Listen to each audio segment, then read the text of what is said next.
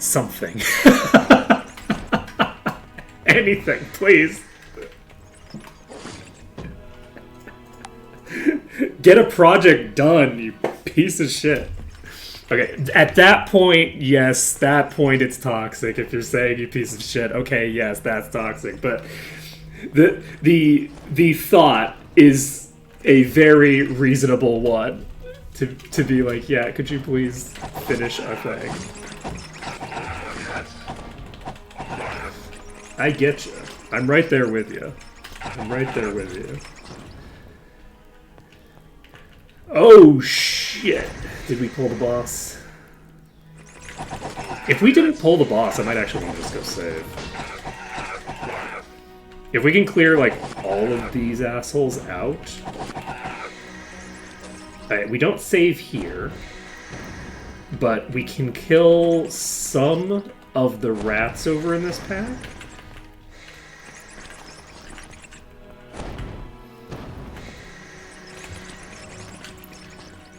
Now, can we kill some of the rats in this pack without getting poisoned? Well, we'll see. But yeah, when we get outside, we can pick up the leather skill as well.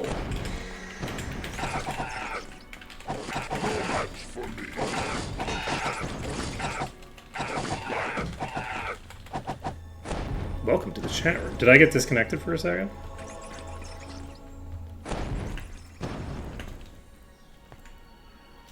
Chat is stuck. Alright, what happened? You hiding.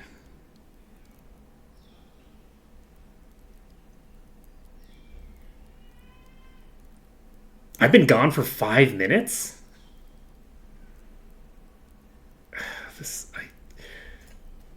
This is what happens. This is what happens when these Look, I start the game, I start stream with the mic muted because I'm not here. I start 10 minutes early because I feel like having like a pre-screen in 10 minutes is actually a good idea. So rather than having like, you know, people may or may not get the notification and immediately they're missing stuff. Having it be like, okay, we're going live, then people have 10 minutes to notice that I'm live or whatever, right? I think that that's useful. So I start 10 minutes early, and I have my mic muted. And the new update for this fucking software has decided that it needs to tell me that my mic is muted. Yeah, the cam blurring, I blame the elves. I think the camera blurring is a component of the blur that's happening in the Might and Magic 8 sometimes, and sometimes it's happening because my camera's confused. But the notification it gives me every time I start stream acts like it's this super important fucking thing, and so I've gotten used to ignoring the red exclamation point over in the corner of my screen, and so there was no change when... Anyway.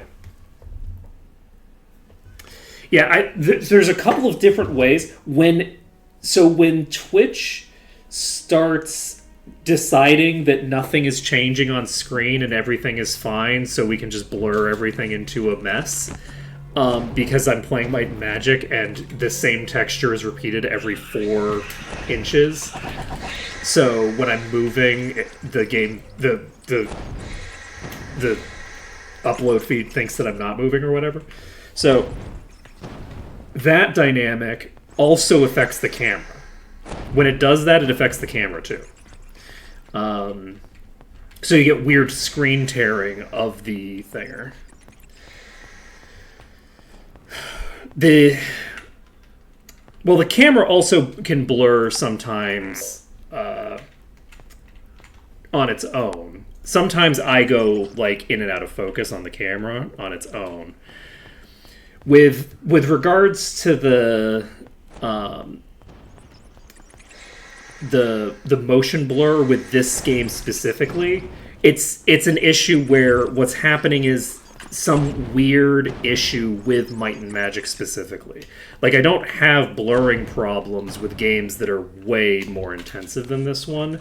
The issue is that Twitch is just like, this isn't worth sending you the entire thing. I believe that the actual video upload, which Twitch has on their site that I upload to YouTube, I think that works better than the actual live feed. Like, the actual live feed is a worse quality video than the video that Twitch has, because YouTube isn't doing the same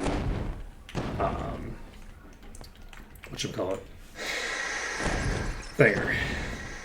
Point being, Twitch is getting the data, they just don't want it. They just don't want to use it, okay? They don't. Twitch is getting the data and then not sending it to you. Monsters are weakened, can no longer resurrect. Let's go.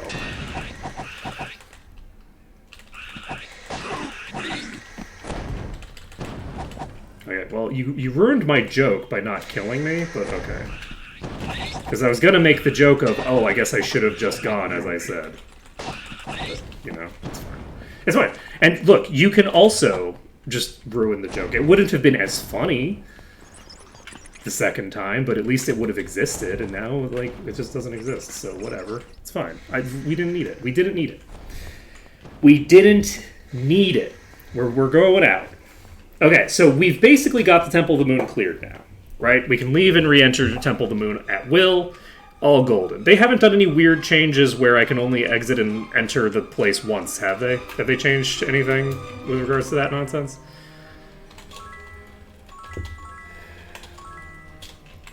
Perfect, perfect. Love to hear. What time is it? It is almost 3 o'clock in the morning. Well, shit, what am I going to do about you? We're eligible for 10.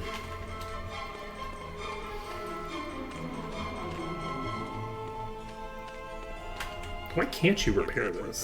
You have 4 skill. Like, come on. Get with the program. You're a troll. I guess it's better to have something equipped than nothing equipped. I can't repair it. This is better. This is way better, actually. Who needs defense when you have might? Junk. Oh, shit! Who gets it? I mean, I only have one character who's currently casting spells, so let's give it to the one person who's casting spells, shall we?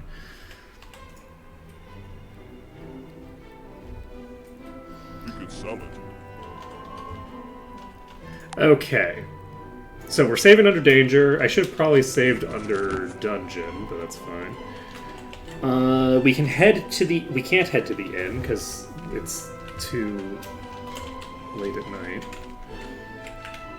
You'll have to come back later. Fertile longbow.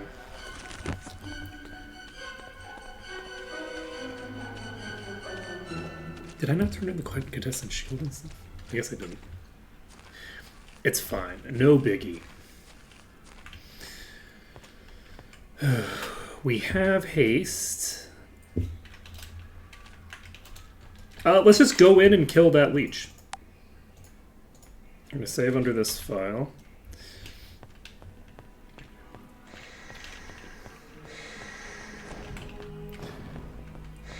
And I think we've killed, like, all of the rats that were in here. Wait, let's not go for the rat yet. We're going to clear the rest of this room, because if we clear the rest of this room, we should be able to use these pillars to clear out a good portion of the zone.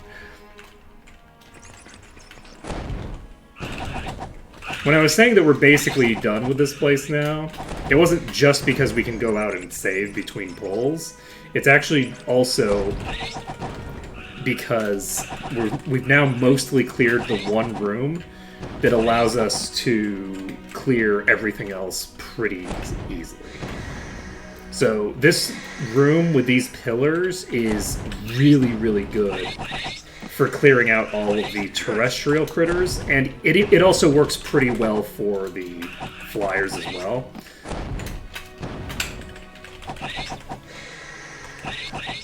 So we should be pretty golden here. I think I'm gonna go loot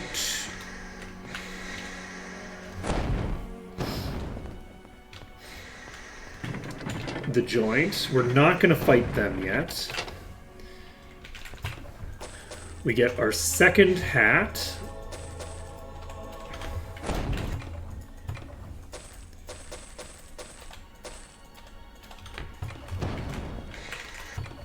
Ooh, we got a sword. Not super important for us.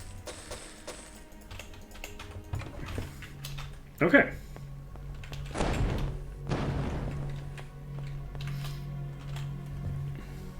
We could sell it. We have a 15 SP hat. That would be really useful if we could equip it. This is 3 meditation skill on leather. That'll be really useful, actually. It's worthless. Personality.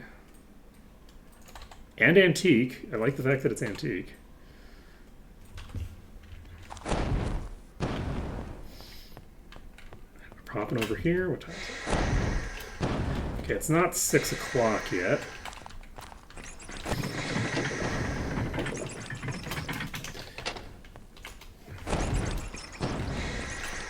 Good tidings.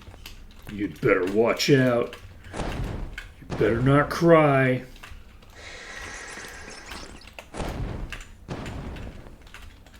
Man, you know how like the songs that we give for children are like really like horrifying, like when you think about them a little tiny bit.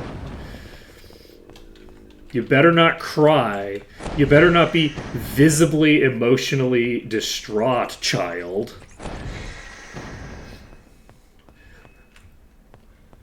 Or the person who sees you when you're sleeping and knows when you're awake is gonna punish you.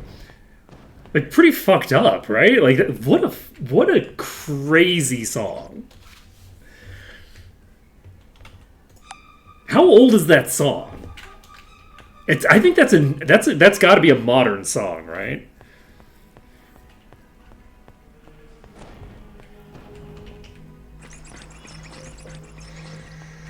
I guarantee you it's a modern song. I don't think that that's an old song. My guess is that it's somewhere in the 1900s.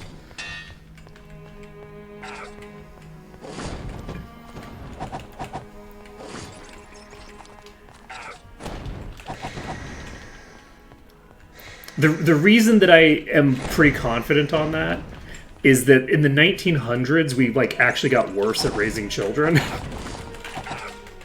than we were earlier.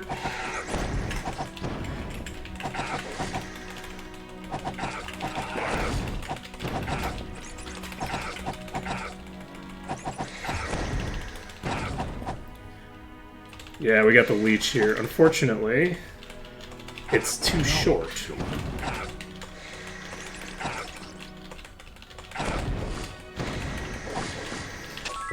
Okay.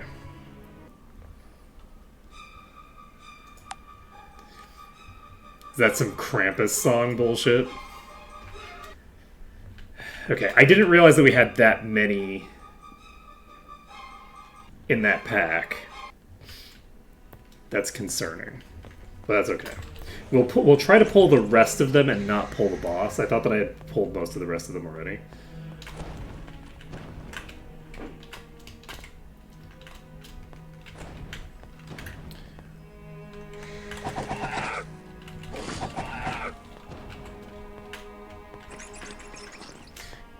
I'm actually just going to save this.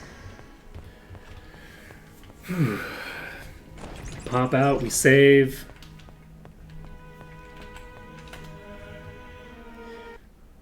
You know, I will say I'm a little surprised that the Russian...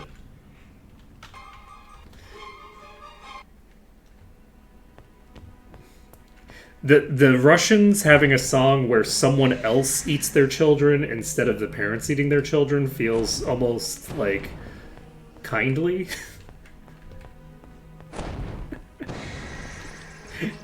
given everything I know about Russia.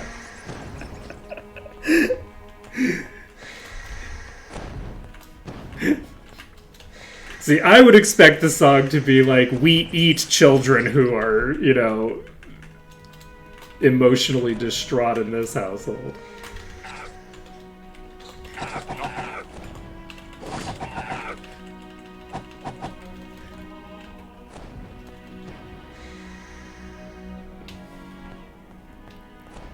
That's so fucking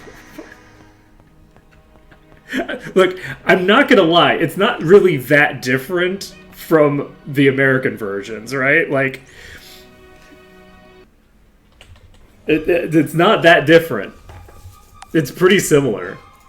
What is it about making songs to traumatize children? What is this shit?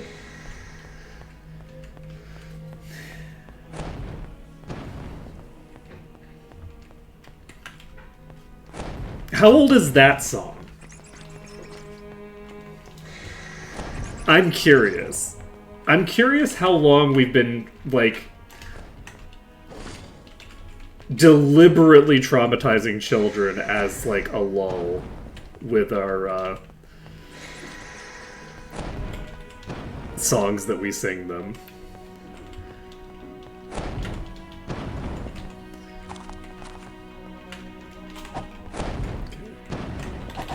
This is not the leech.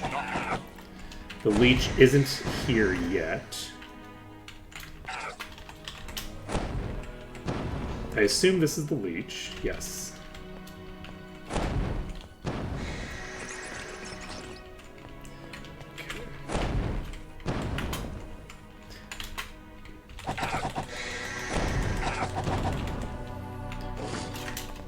Okay, we definitely can't allow it to actually hit me. Okay, that's kind of convenient.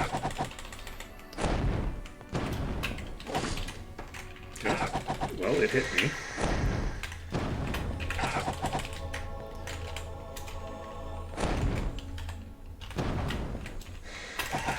Oh my god, we got the leech. And it gave me a shield. Lovely. That's exactly what we needed. Okay. We're not using shields. Whew. So you can see what I mean about that room being very important. Now, we can train the leather skill. We can probably do other things. We can fall and luckily not die. Okay, we're making good progress.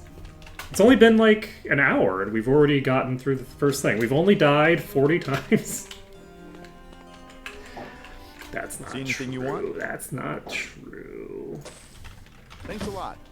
We've only died 17 times today. I wish I knew. Okay. Do I have the contestant's shield? Yes. So we could turn in the contestant's shield now, but I don't want to. I want to get the dungeon completion first. Because I want to have that extra EXP. The fact that we turned in those quests first, rather than do the kill the dragon first, is probably going to bite me in the ass. But it's probably not going to be that huge a difference. I don't have the skill. It's not going to be a huge difference, but it might be like a full level's worth of difference, honestly. Need a new weapon? We can learn bow on everybody.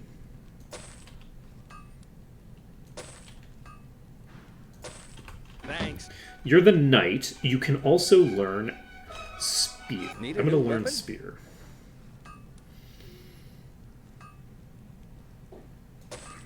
Thanks. Come again. It is very convenient.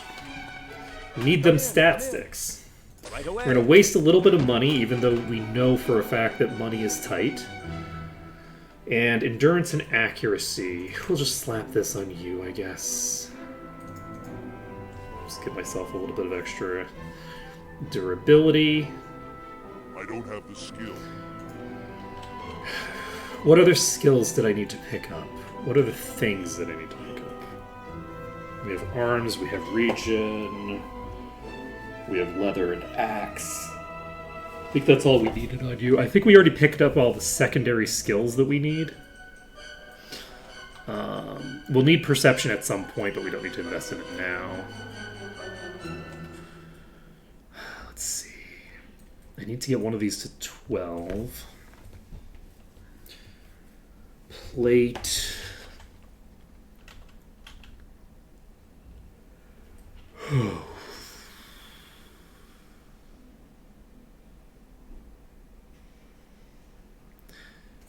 It's tempting to get some Arms Master. Okay, let's take a look at our spear that we have. Did we not?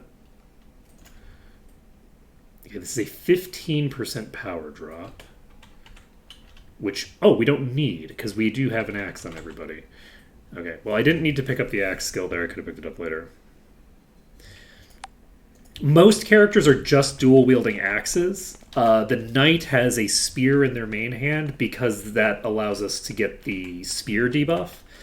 But for the most part, everybody else is just going to be using exclusively axes. So everybody's going to be dual-wielding axes except the knight, who has only one axe, but it's the offhand axe. No sword on the DK. Double two-handed axe on the DK.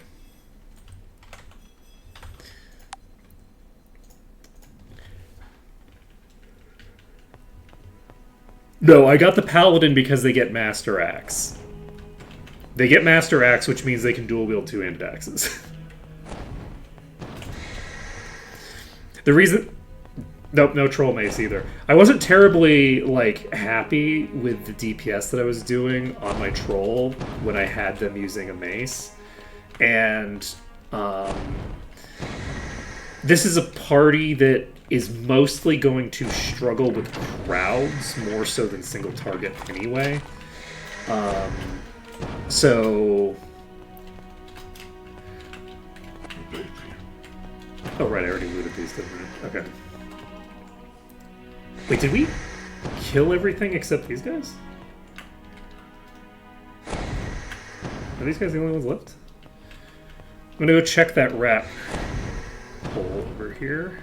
No, I'm in the yellow. There has to be... Oh, wait. Yeah. I remember now.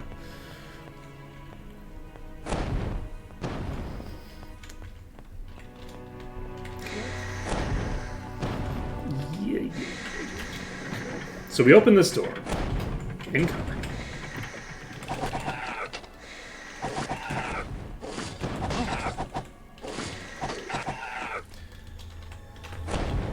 Okay.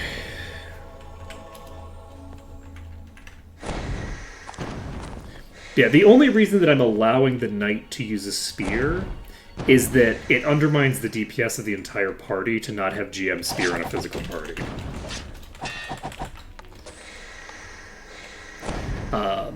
So we need the spear because of the spear debuff, but that's the only reason we're using a thing that isn't an axe.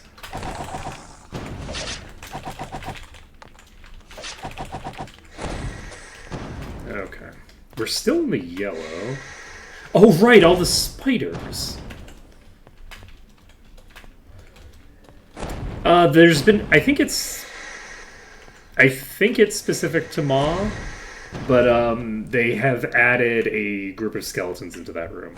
It's just like a basically like a boss for that little part. Okay, we're gonna go over here. Completely forgot the spider side. Let's get the spider side done. Shouldn't be too difficult, because if we pull too many, we can just pull them to where we want. You know what? We're going to deliberately pull too many. We're just going to pull everybody. And as long as we don't get caught out, which we might, they're getting pretty close. Get wrecked, scrubs. You thought you were close enough, but I was going around a corner. Okay, that was good. Oh god. You're just climbing right up. Hi. So as I said, it's a very useful position for dealing with every enemy in the zone. Even the enemies that look like it's not going to work well for, it still works great for. You just have to change it up a bit. The mechanism. That's so true. We do have the high ground, Spider-Man. I have the high ground, Spider-Man! Ooh, no! The poison!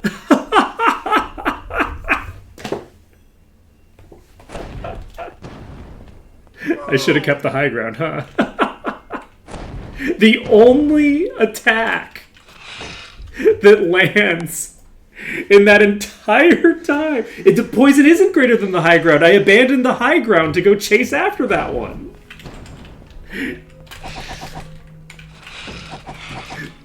That's the thing. I abandoned the high ground. I abandoned my principles.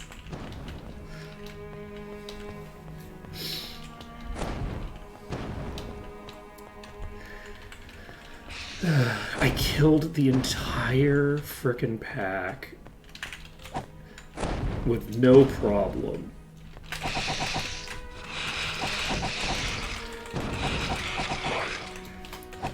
And then this motherfucker has the audacity.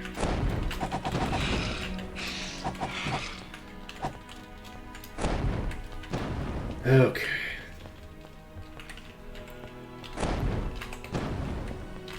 Yeah, Willem Dafoe is such a great actor. God damn. I feel like, I don't know how it is that someone can have every single role that they're ever in be an iconic role, but I feel like that's Willem Dafoe. Yes! I'll see that motherfucker in a movie where he's like a jewelry salesman, and the only thing I'll remember about the goddamn movie is that he's a jewelry salesman. See, like, a scene from some movie where he's a jewelry salesman or something.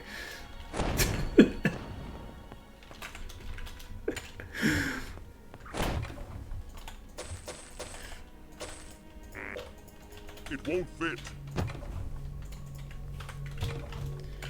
Okay. We've cleared the dungeon. Except, have we really? We have some things, some unfinished business. In the way that Might and Magic handles chests, it can spawn more objects in the chest than the chest can show, so then the chest can display. And in the vanilla version of 6, at the very least, what that led to was you could have things that were outside the chest, and I think you could just lose them permanently because they just would never show up in the chest.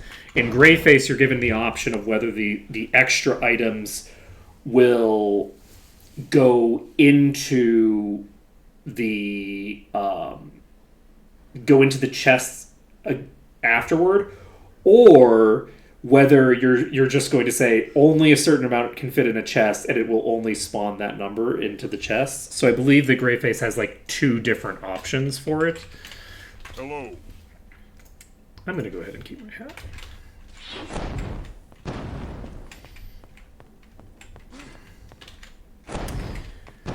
Okay, so let's see.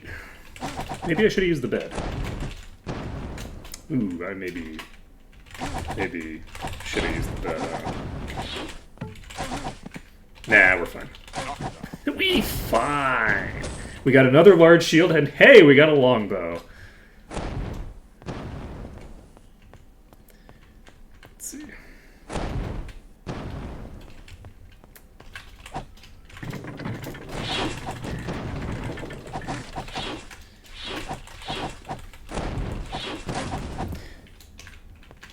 Yeah, and it can be a big problem in vanilla because of the fact that if you don't fix the chests, you can loot a chest and it has an artifact in it that doesn't show up, and you'll never be able to get that artifact during the entire run.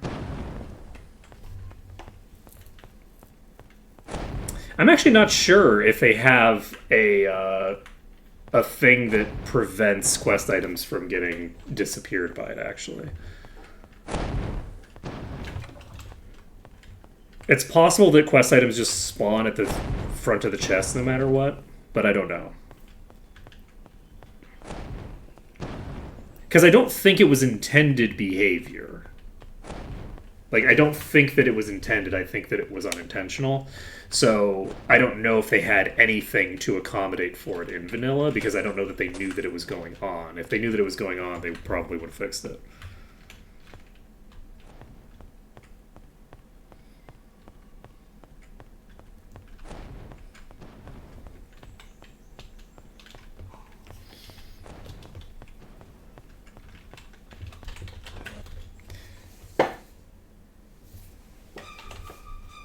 Okay.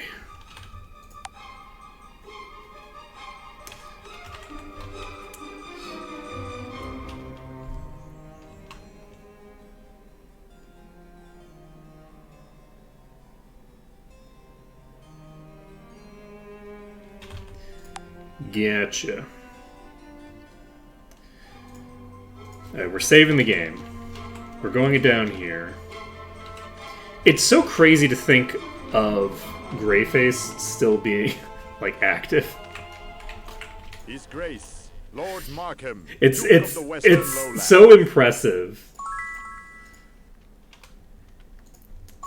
Okay, we've got a ship. We're eligible for level 12.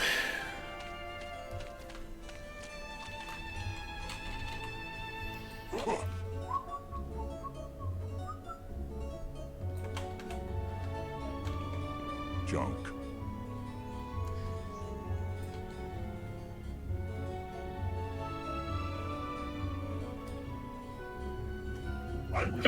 That's so funny that it's like, that might have only happened in 8. Of course it would only happen in 8. I wish I knew. I don't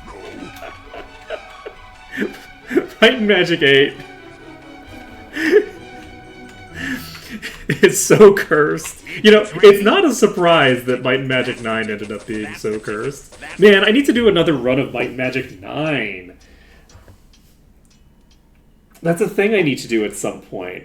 Because, like, Might and Magic 9, like, is a really impressive, like, game if you have all the mods that make it work. Like,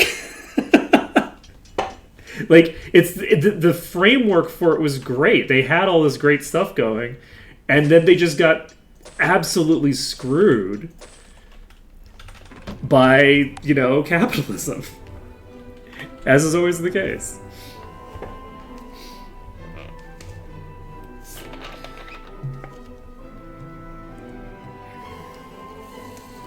The Souls Jar glitch would be a separate thing, I think, because I can't imagine how you would finish vanilla without any mods. Because, like, you couldn't even do, like, the Lich promotion just simply didn't work. Like, it was impossible to do the Lich promotion without doing a fan patch, I think. But I could be wrong on that, because it's possible that just the release version was so buggy that it was unplayable. And that was one of the first games that needed a patch in order to be functional. Like similar to like Giant Citizen Kabuto, which released in just a completely unfinished mess of a state. If you've ever seen a person doing an any percent playthrough of a game that involves some really crazy shit where you finish the game in 8 minutes, that's kind of what the later levels in Giant Citizen Kabuto looked like.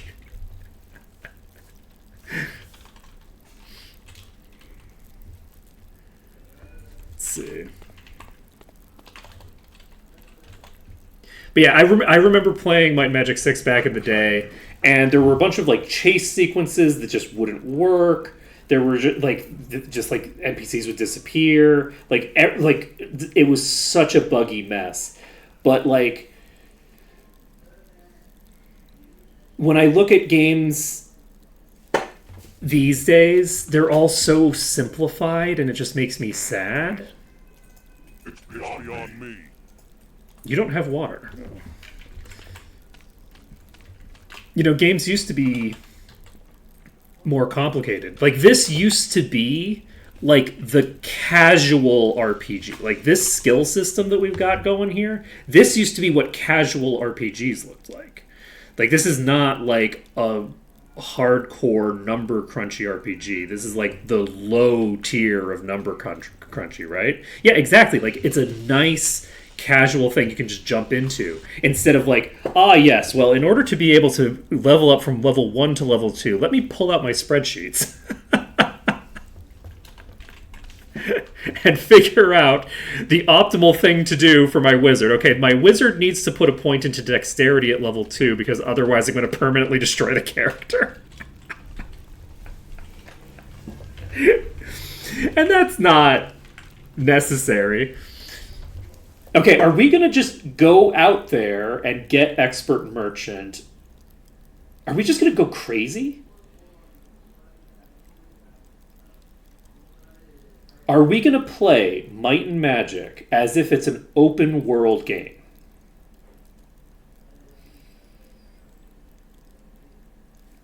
I think we might.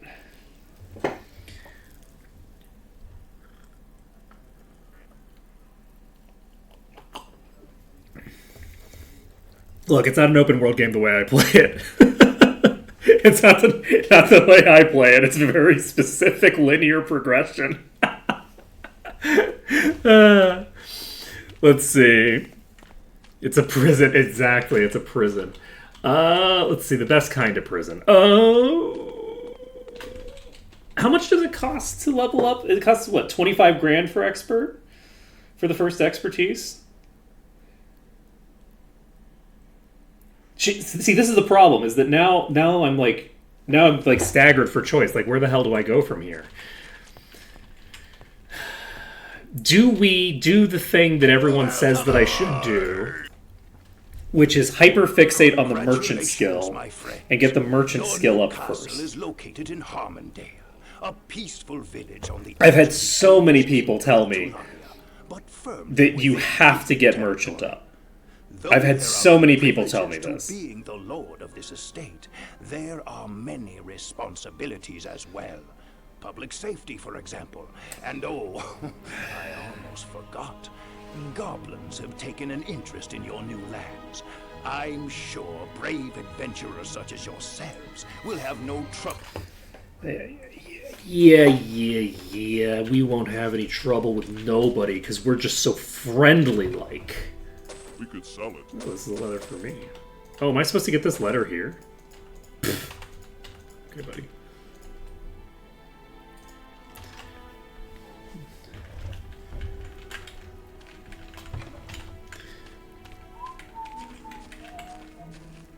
It's a merge mod letter.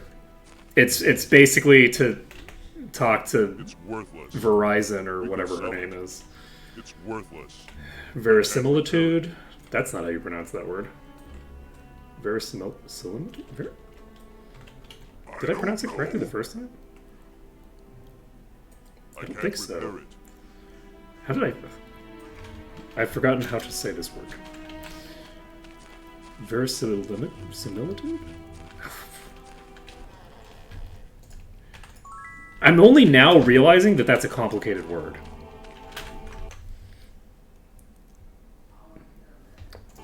That doesn't sound like her name. I'm pretty sure her name is Verisimilitude.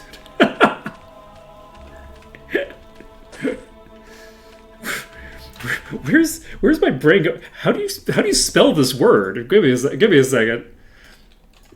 Verisimilitude.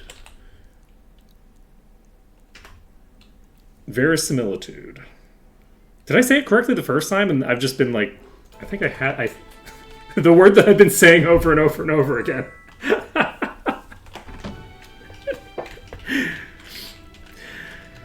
Verisimilitude. Something like that.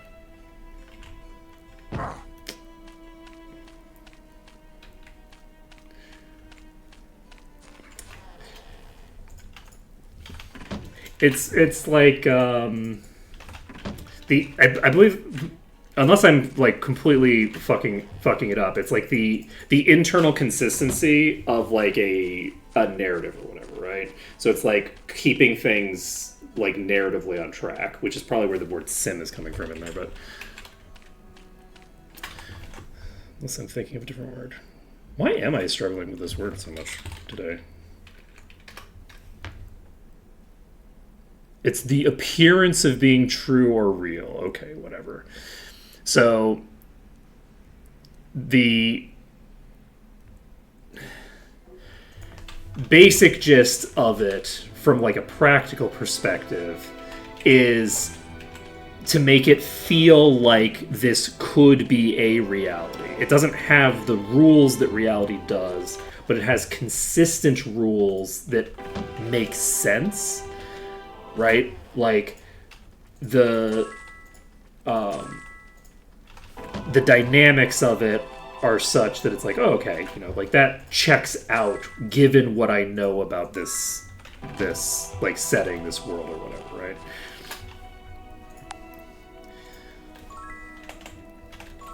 Look, it's an important concept for writers, which means that it was an important concept for me 20 years ago. It was very important that I understood this concept 20 years ago. Now it's less important. Now it mostly just hurts me. Mostly understanding what words like verisimilitude mean only hurts me in the modern day. But there was a time when it let me, you know, write a book that a friend of the family was reading the other day. Sorry. You know, Won't fit. and being verse is also intrinsically a good thing, you know?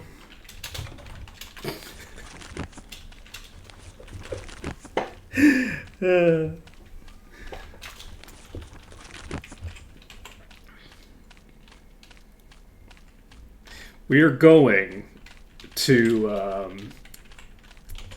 we're gonna keep going. It's very funny. I saw a video at some point recently, just a short from someone talking about autism, and it was very funny them talking about how, like, okay, it's very important that, you know, the rules that you create for yourself are useful to you, and you don't let your rules drive you, you drive your rules.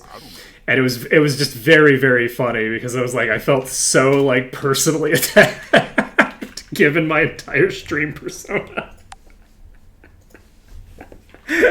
It's like, excuse me, stop perceiving me. No, this is not allowed. Where is Expert Merchant?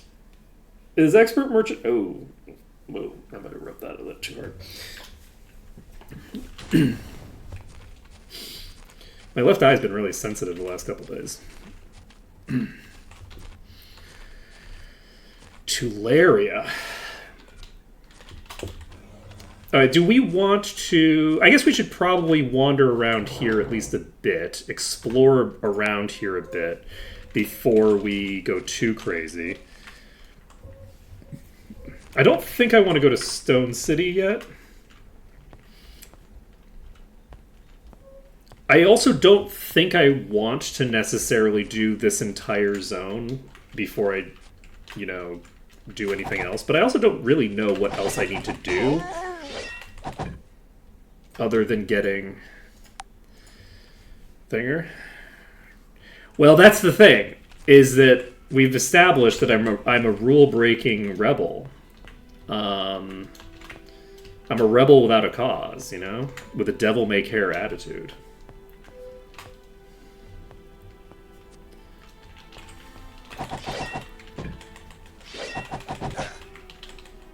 Isn't a rebel without a cause just an asshole? Wait. Haven't seen this kind. I make the rules, and I make the rules so that I can break them. If I didn't have if I didn't have rules, I couldn't break them, right? So we gotta make the rules, because otherwise how could I keep up this devil-may-care persona? Oh, well, that's concerning. I'm sure it'll be fine. I did not know that you could just get these stuck under this bridge here.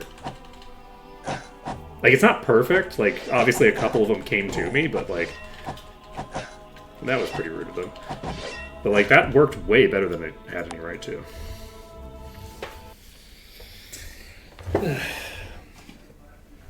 So, what do I want to do?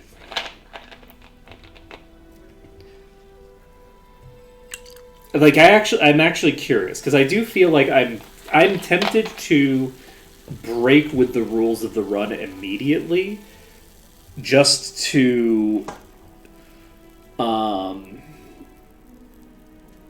because otherwise I'm going to get myself back on the rails and get used to being on those rails again, and I don't want to get back on those rails. I want to break out. I want to be free. So, do we go to...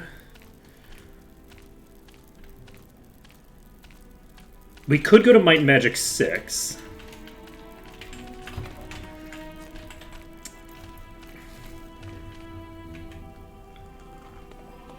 If we go to 6, we can pick up Expert Repair and Expert Identify. So let's do that first. That's the first priority, is getting Expert Repair and Expert Identify. So we're just leaving. I mean, it kind of does, but that's only for, like, clearing purposes, right? Like, you can kind of go anywhere you want for other purposes, right? Like, you can do the night quest right off the bat. Oh, should we? Wait. Should we be real rebels? Should we be the most rebel of all the rebels and go and do the night quest? Are we gonna be naughty? Are we gonna go turn in the? Are we gonna go to Might and Magic 6 and we're gonna do it? Ooh, ooh, we're so bad.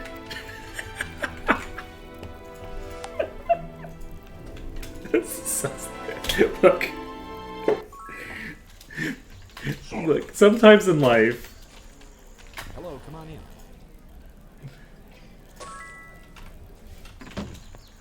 Just going, we've just broken a rule. So by leaving the area that we just left, without clearing it, we've broken one of the, like, most constant rules of all of my runs, which is that I need to clear an area before I leave it.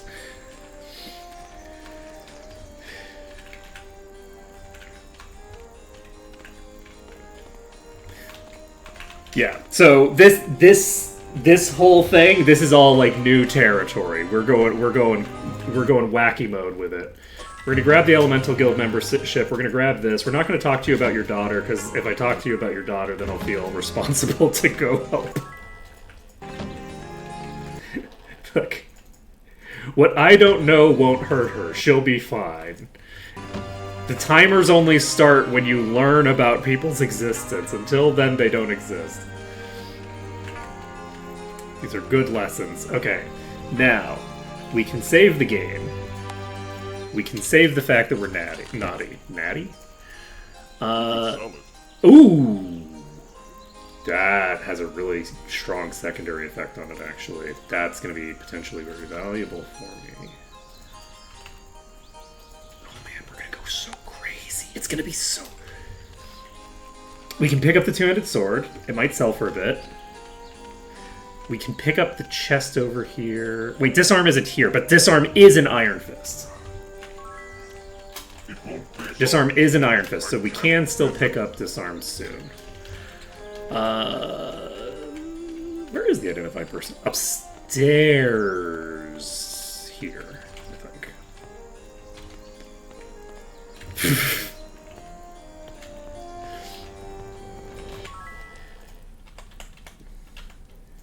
Streamer finally gives self a break. More news at 11. Okay, now we've got Identify Expert. Ooh, look at that personality on that sucker. Unfortunately, personality no longer gives thingamabobber. What's this?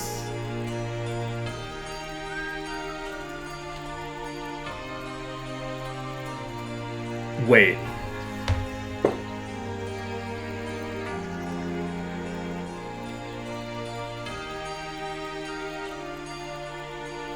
I just got an amazing idea.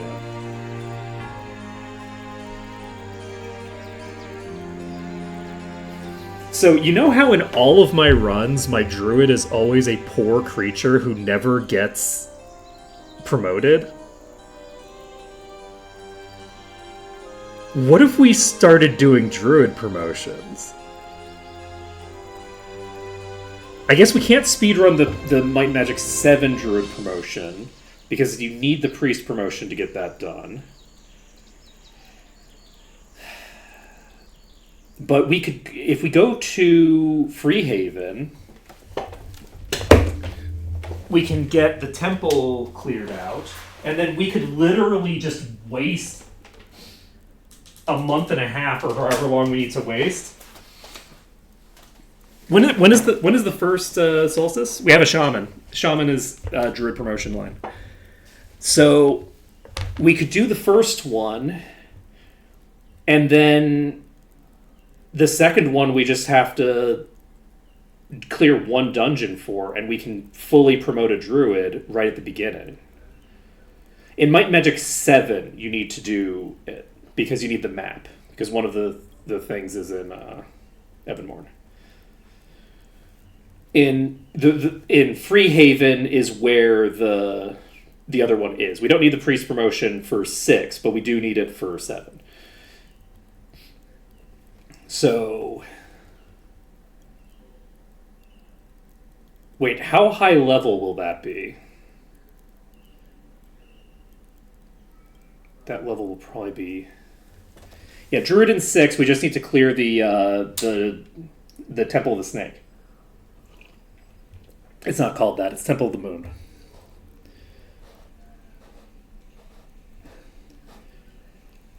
I'm sure it'll be fine. I'm sure it'll be fine. Anyone have that PDF or whatever of what the levels are? What level is this? What level is the Temple of the Moon?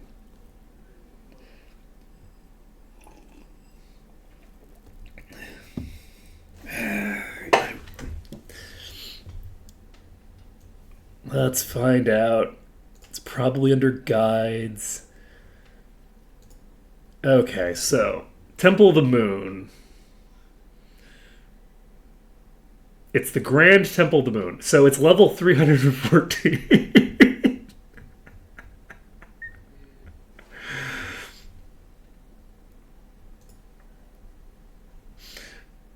I'm sure that's fine. I'm sure we can handle that.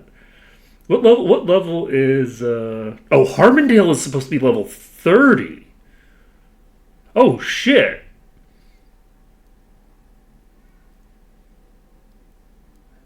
That's pretty crazy. Okay.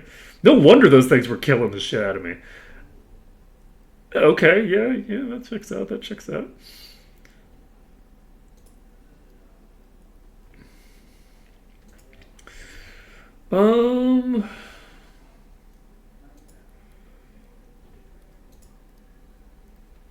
I mean, look, it's not that different from stuff that I've done in the past. It's just probably not what I want to do right now.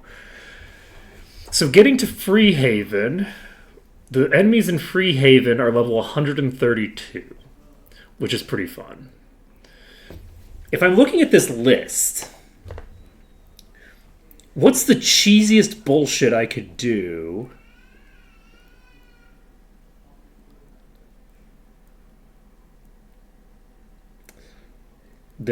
We could do the Wasp Nest is going to be level 72. Temple of Fist, Bandit Caves, Temple of Sansa.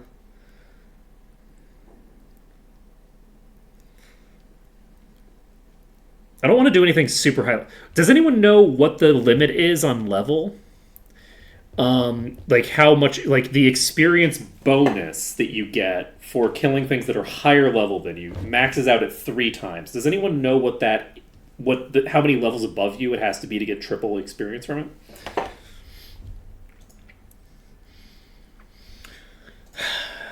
Malekith, I need you. So Goblin Watch is level 20. If I can't do the full promotion chain for the druid, I'm not sure that I want to bother getting all the way over there.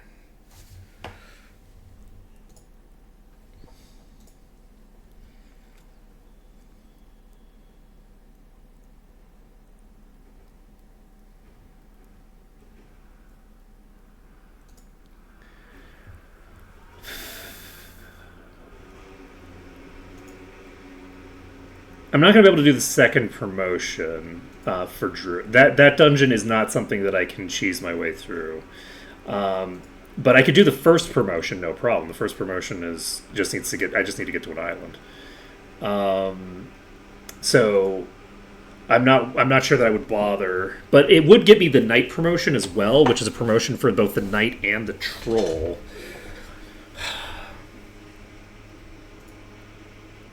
Let's do it. Let's just get the knight promotion done and get the druid promotion done. We'll get that first promotion done for both of those classes. We do lose out on a decent bit of the EXP by doing that, which is suboptimal.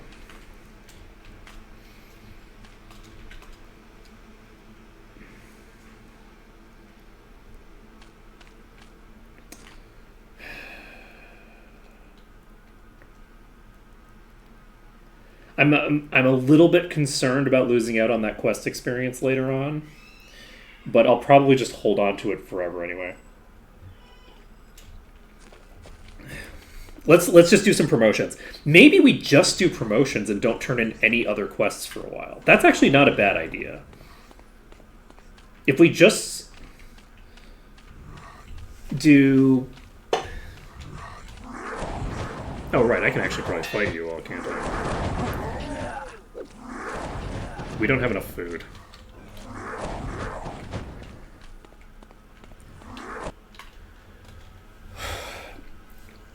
Well, it's a matter of like what type of experience. So the different types of experience have different like things you're maximizing for, right? So the later you kill an enemy, the less experience you get from that enemy. The later you do a quest, the more experience you get from that quest. So the optimal time to kill an enemy is when it's worth exactly triple the normal value of experience. The optimal time to do a quest is never. The optimal time is to basically hold off on your quest turn-ins until you cannot hold off anymore. That's the optimal time to do that. So we're not going to do our friend Melody.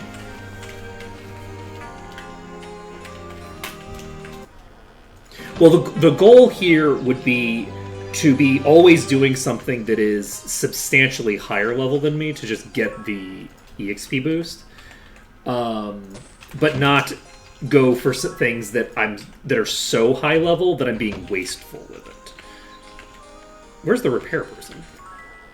I thought the...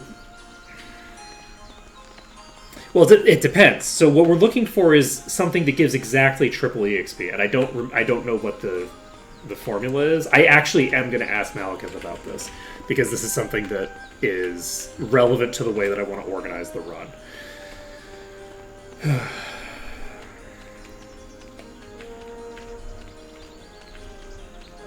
So if I need something to be a certain percentage higher than me, then it's fairly simple. Repair is here, right? Where the hell is the repair trainer?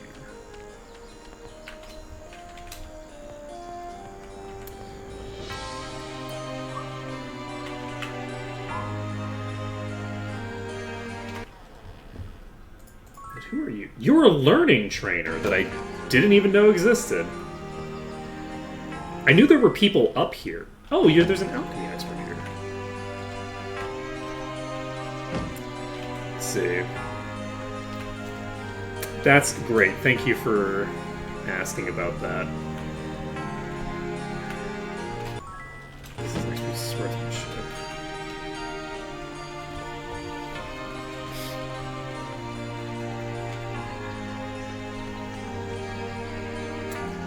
Gotcha. Which would explain why I completely forgot who's up there, because I always pick up learning earlier in the game. And I would never bother picking up Diplomat, so...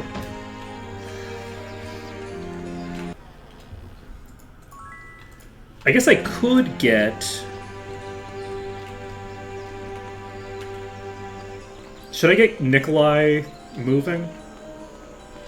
No, I'm not going to get Nikolai moving. I'm going to try to avoid using any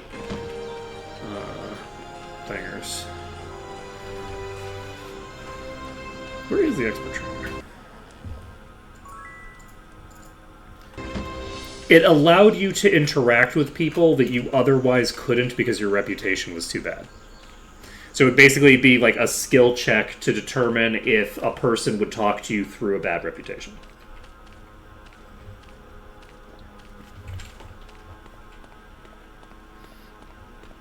Yeah. That's my understanding anyway. I could be, you know, wrong because, yeah, it was widely regarded as completely useless. Okay, well, I guess I'm not picking up repair here because I don't remember where the repair trainer is here. Maybe the repair trainer isn't here. Doesn't matter. I think there's one in Freehaven, so we should be fine either way. We're going to save this under test. We're going to walk over here. We're going to pick these up. We're going to go over here. And I think we are ready to just move on to Bootleg. So let's move on to Bootleg Bay. This is not a great place to move to Bootleg Bay.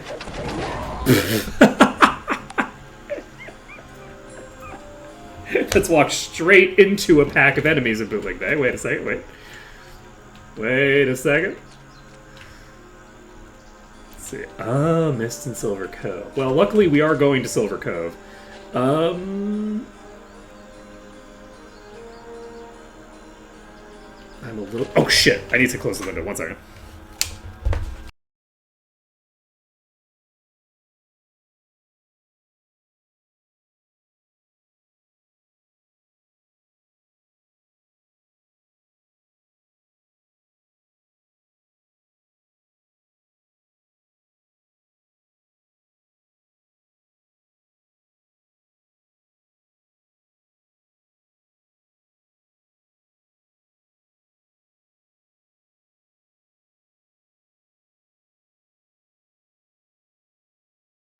I always hear that noise and think, oh shit, you know, someone's, you know, cutting grass or something outside. And it's like, no, that's someone spewing poison mist into the air. You should probably close that window.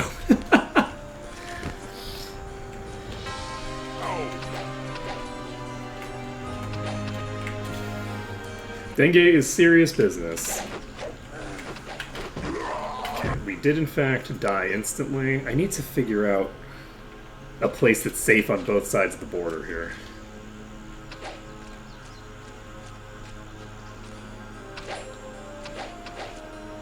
Oh, that's very funny.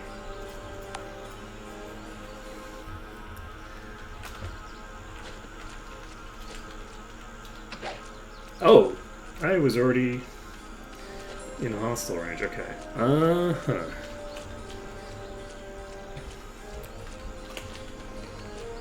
We're going to go around the other way.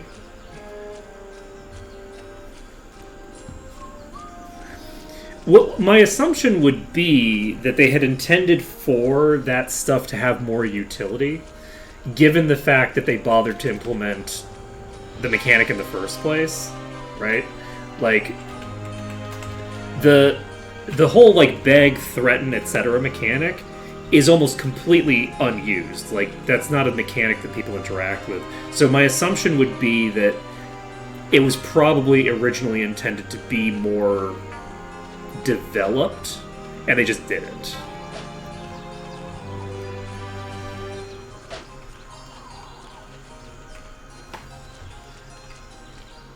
Okay, luckily these are extremely slow, but some of them do have ranged attacks. We're going to go ahead and loot everything along the way.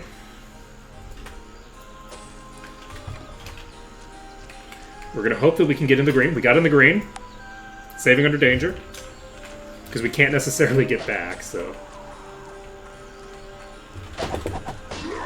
Okay, we are eradicated instantly on first contact. That's an issue.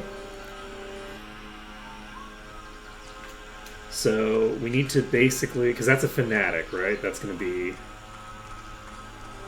faster than me, I think. No, that's a mystic.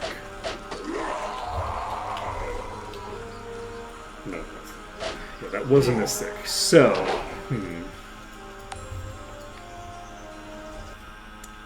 I swapped the models between the Middle Eastern peasants and the white peasants.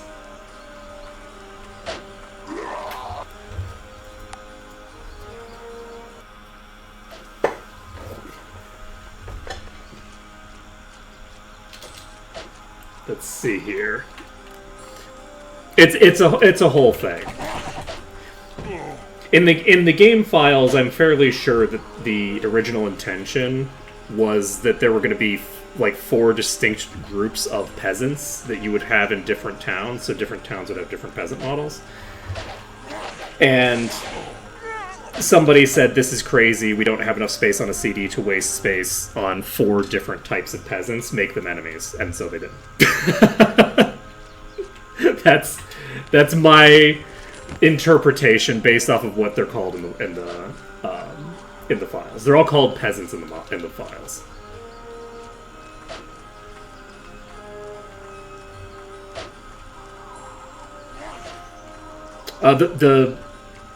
Well, these are the Ba cultists, and then the peasants have the Middle Eastern models.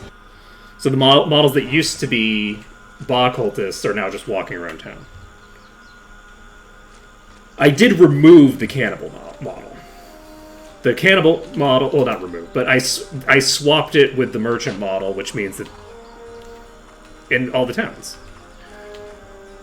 The new cannibal model, everyone will appreciate, is the correct model for the cannibals. Okay, I won't hear otherwise.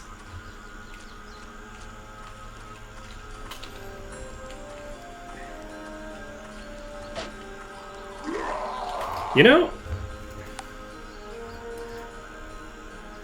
I'm going to struggle to get to where I'm going. I might need to change my strategy here.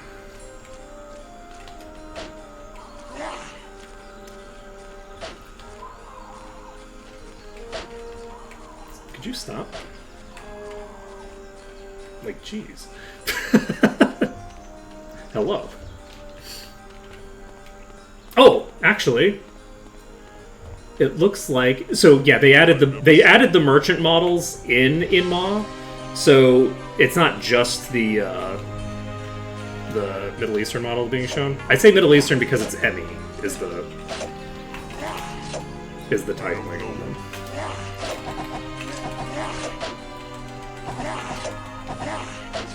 I believe it was Emmy. They look North Indian.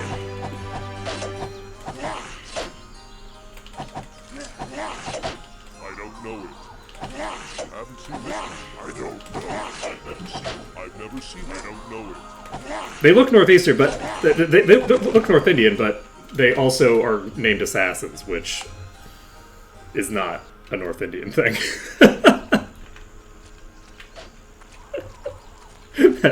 So, the fact that it says Emmy on the thing, I'm pretty sure that they're supposed to be Middle Eastern of some sort.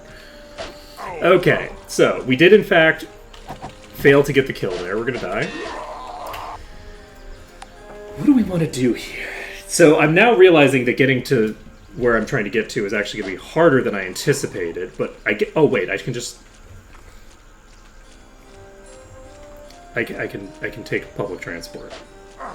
They have cheap and effective public transport in this kingdom, okay? We should probably make use of it, right?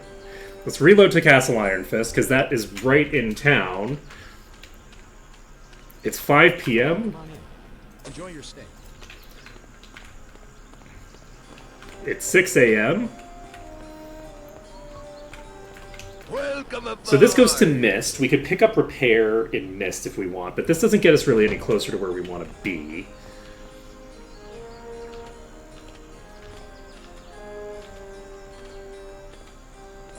Don't touch the merchandise. See it, tightwad? I've been treated better. Need a ride? This doesn't go really well either.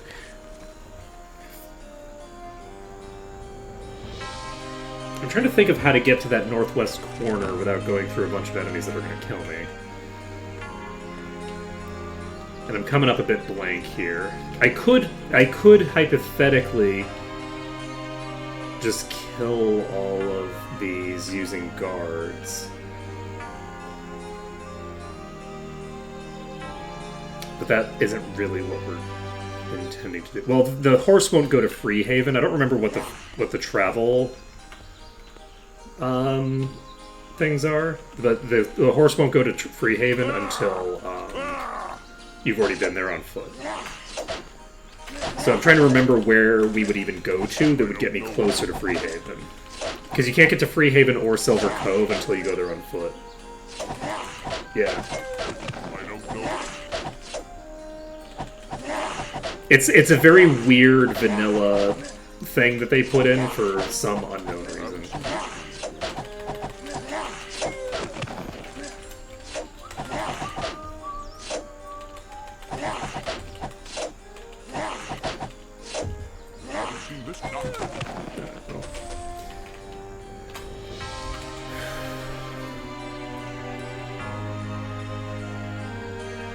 Oh, has it changed for March?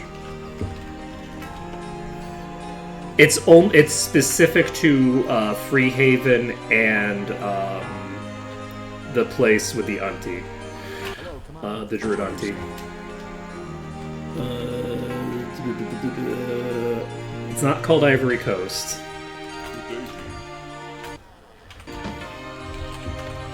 Need a ride? I don't think they've changed Need this. a ride? Silver Cove. I feel like if they've changed this, then we would have already gotten the thing for there, right?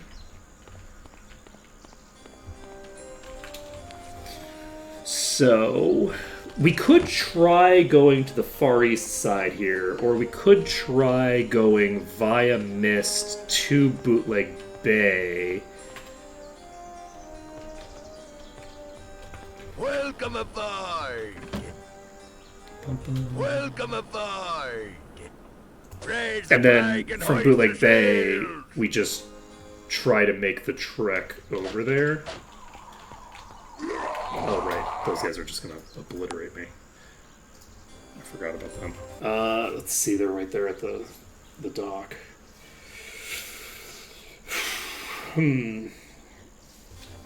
We have access to Bootleg Bay.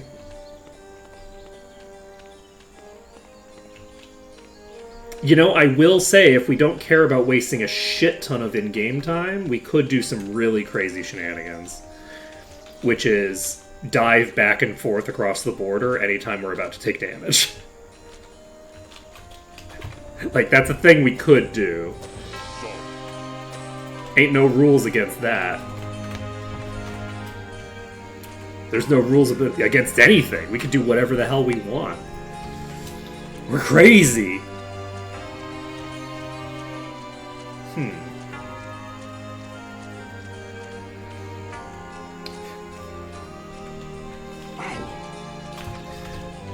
Let's go... I'm going to go as far to the east as possible.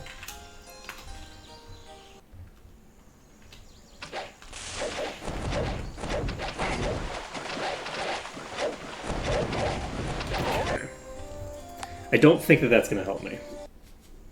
There's not going to be like a nice, convenient route along that side. Yeah, the cannibals are the merchant model. The merchant model is used in the arena, but outside the arena, it only gets used for Q. And the merchant female model is unused in vanilla. It's just completely unused. So, I guess I could probably kill some of these, couldn't I? Like, as they're climbing up here, I could just hit them back down. No. Somebody's gonna come across the side pretty consistently, most likely. I don't really want to like dive back and forth across the border. That's like a level of cheese that I don't want to engage with because it's gonna like age my party. It's gonna get me past the point where the druid equinox thing is. Admittedly, there's one every few months, regardless of where you are, but whatever. Okay. And that is probably that's gonna be an instant death no matter what, who hits me. Let's see.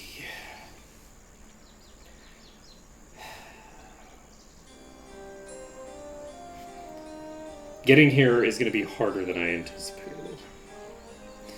Do we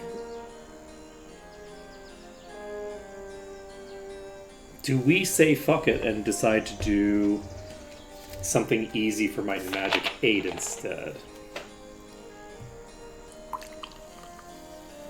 We don't have a ranger, unfortunately.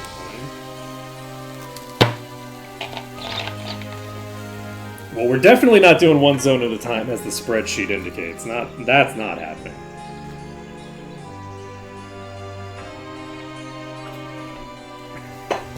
You know what we will do? I'm going to start dragging more enemies into the guards. I'm going to start dragging some more enemies into the guards. So, if we go to 8, we can go anywhere we want immediately because of the fact that we're not limited in the travel stuff. I mean, we can't go anywhere we want, but we can go anywhere we want because we don't need to go to Ravage Roaming or anything like that.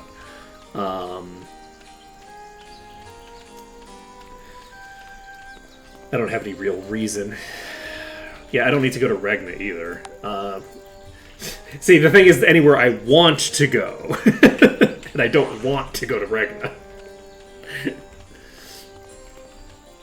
So this is the key. This is the key. You know, the very specific syntax I'm using matters. I would want to go to a place that I can get an easy easy quest done. Like Cowrie is a potential option. Where else would I don't remember shit about my life.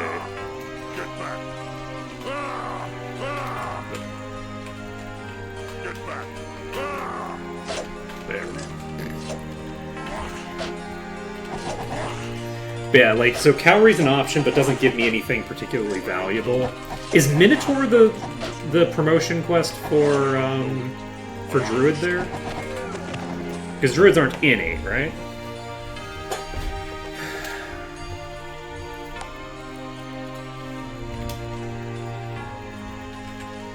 Or is it Cleric?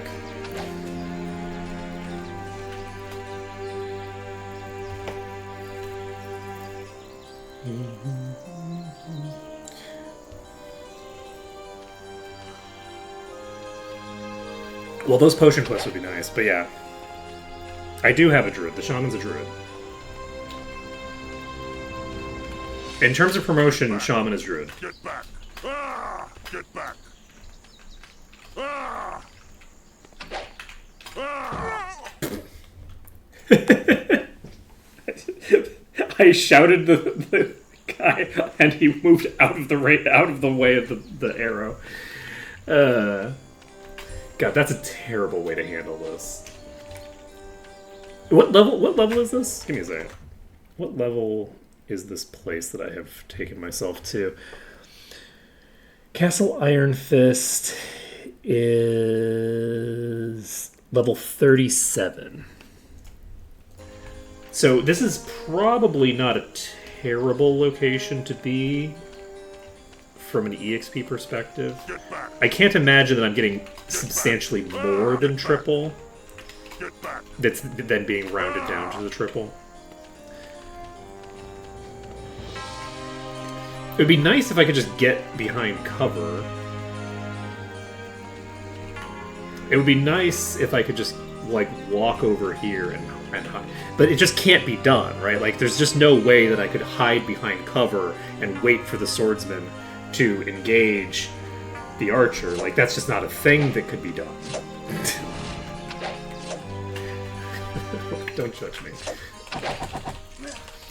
Alright. So our goal here, we can also check how much EXP we get for this. So 7576.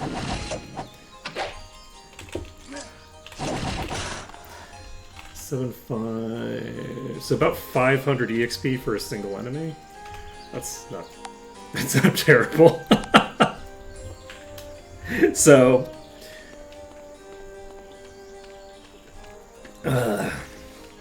the cleric promotion actually should be fairly easy to do, in theory. How injured are you? You're a little injured, so I can't really do this for all of these because the guards are too spread out. But luckily, the enemies don't actually fight peasants in this one.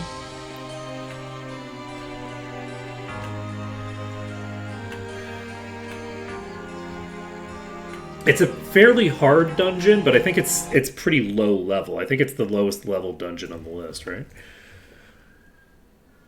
It's the lowest level dungeon on this list.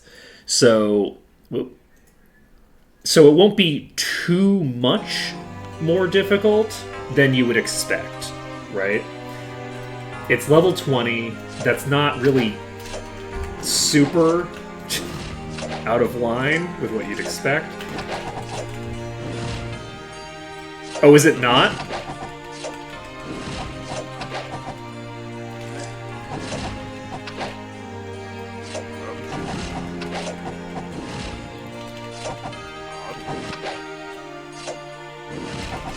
Oh shit, I missed.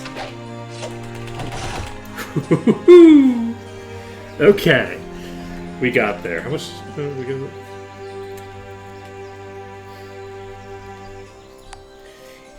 Yeah, the Might and Magic 8 temple is the lowest level one, which does mean that getting the whatchamacallit, getting the quest done for the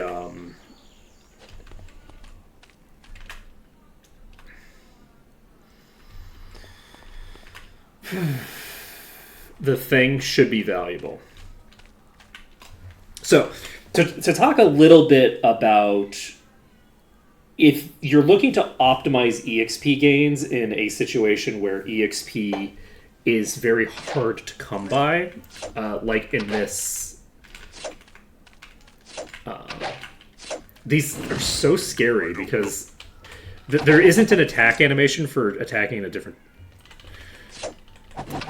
thing. But if you want to maximize EXP over the course of the run, so like let's say as an example, you're doing a no maps run, right? So you care a lot about every point of EXP that's in the game because there's no extra. There's just the EXP that you have in the game. The routing that you would do for that is optimally you do kind of want to do all of the lowest level stuff and then do the dungeons in order to some degree. But I think there's a decent chance that you're probably better off upscaling yourself and maybe doing like world map stuff that's easier to handle at exactly the 3 times ratio. And then as soon as you get a couple of levels and it's no longer near 3 times, you leave the area and just go do something else. Weirdly, I don't think that there's a multiplier on the EXP gain for area completion. I don't know it. And since there's no multiplier on area completion, you would want to you would want to not complete areas until you're done. So you would leave the last enemy that you need before area completion hits. You would leave that enemy alive and move on to somewhere else, even if it was still giving you optimal EXP. I don't know it. So this is purely from an optimization perspective. This is not from the perspective of like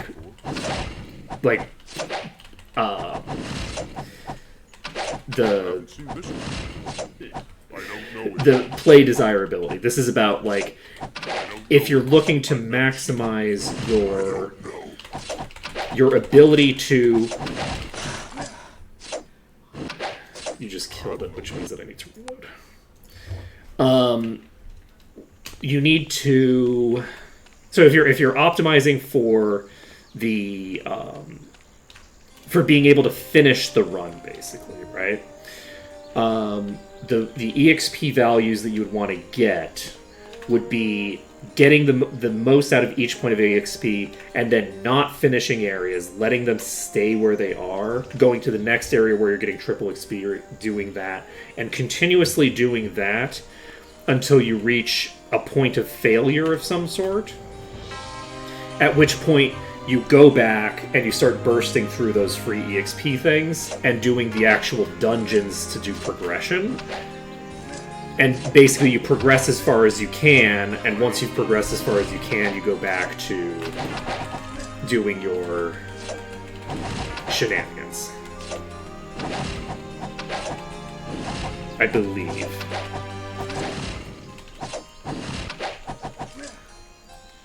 So yeah, maybe like progress the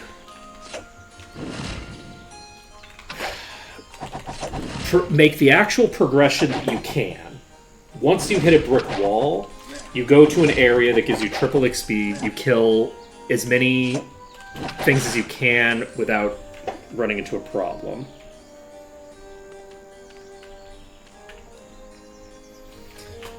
Well, that's just simply inaccurate because you have like guards in every zone, right? Like, what's the highest level zone you can go to where you can definitely kill at least, a few dozen enemies? Avli is level 333. Well, you just don't get the Cards Guild, right? Like that's a personal choice. As soon as you zone, the guards are gone. So Blackshire is level 500. Thingamabobber.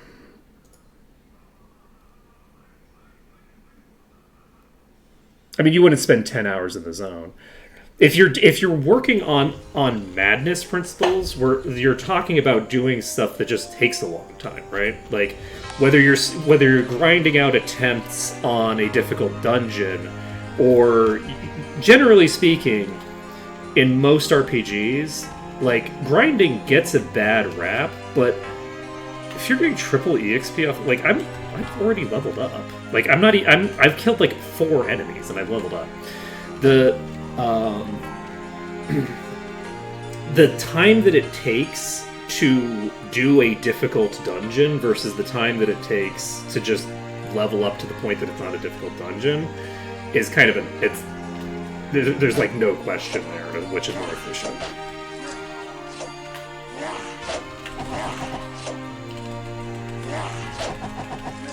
From a pure time perspective. By the way, the reason that I'm doing this is because I'm now like fixated on getting that knight promotion. The conversation that I'm having about optimizing EXP gains is largely tertiary to what I'm doing right now. What I'm doing right now is fundamentally what you would do to grind EXP, but I'm not doing that right now because I don't know the optimal routing, and I don't know that I need to yet. What I'm doing right now is just trying to clear enough of these that I can feel like I have a decent shot at the place that I'm going.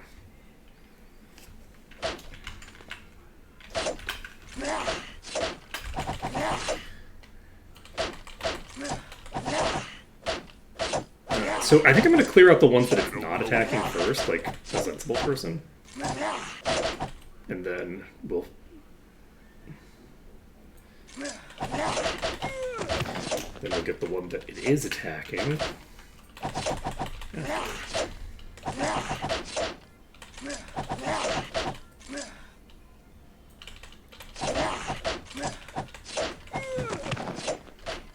I don't know.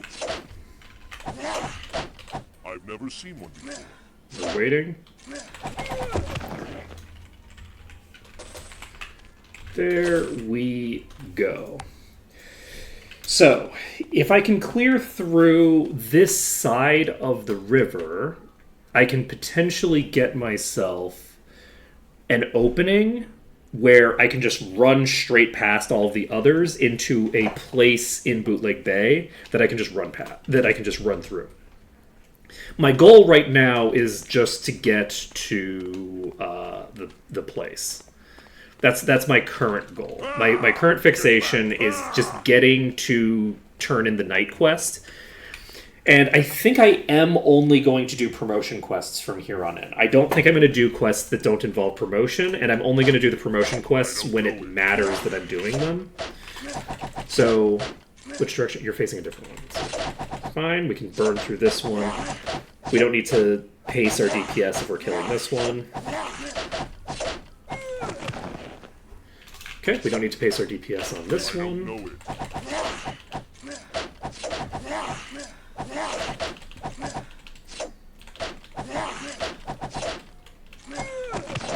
I don't know it. I've never seen one before.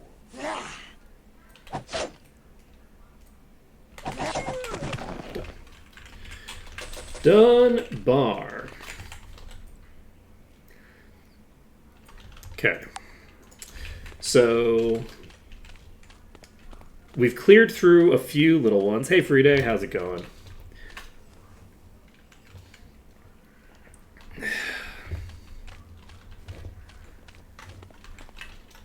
I would not be surprised, by the way, if, not as a response to what I'm doing right now, but as a response to what I'm saying right now, the guards disappear in madness. I think there's a non-zero chance that the guards are going to disappear. Because I think the guards do contribute something to the run. You don't think they're going to get rid of the guards? I think there's a decent chance they're going to get rid of the guards. I don't know it.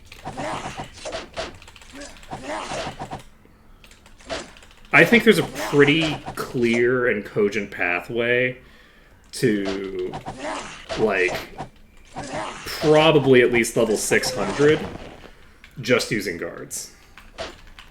I've never seen one before. I think you could get to level 600 with the guards. With no risk. And then you could clear through the things. Well, you don't need to nerf them, you just need to remove them. The point is basically just that you have the ability to... let's see. The peasants are... because they're peasants. They're all peasants. They're all peasants. Okay. We're dragging these guys up here. I swapped the followers of Ba with the peasant models. The followers of Ba and the assassin models have been swapped. So, all the things that called for Middle Eastern peasant call for the Western peasant, and all the things that called for Western peasant call for Middle Eastern peasant.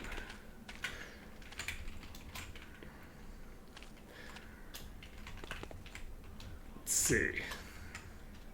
It's going pretty well. We are cheating. We're not doing the rules as we normally would do them. So we are basically not. We're basically trying to get our way to the night promotion right now, and I was dicking around trying to find a nice clean entryway to get there, and I was not having an easy time with it. Please. So I decided, you know what? Let's just clear out some of these things. But the who is shooting? Oh, there's an archer up there. We're gonna have a bit of trouble making sure that we get the kill on you. I've never seen one. Just because the thing is that usually I can't, I don't know it. like, do stuff like that. And I was trying to figure out what I wanted to do, because it's like normally I know what I'm gonna do because I'm like on rails, right? So because I'm not on rails anymore, I'm like, well, what am I gonna do? Wait, I could just go do the night promotion. So I decided to come here and just walk there. And then I realized, oh, I don't have a clean path to get there. Oops, we don't have a clean pathway to get to where I'm trying to get to. That's a bit of a problem. Oopsie doopsie, etc., etc. So we're now pulling some of these to create a slightly cleaner pathway to where we're trying to get to. And I don't know how long I'm going to be doing this for, but I'm enjoying it. I'm enjoying being a little bit off the rails and being a bit funny with it, you know?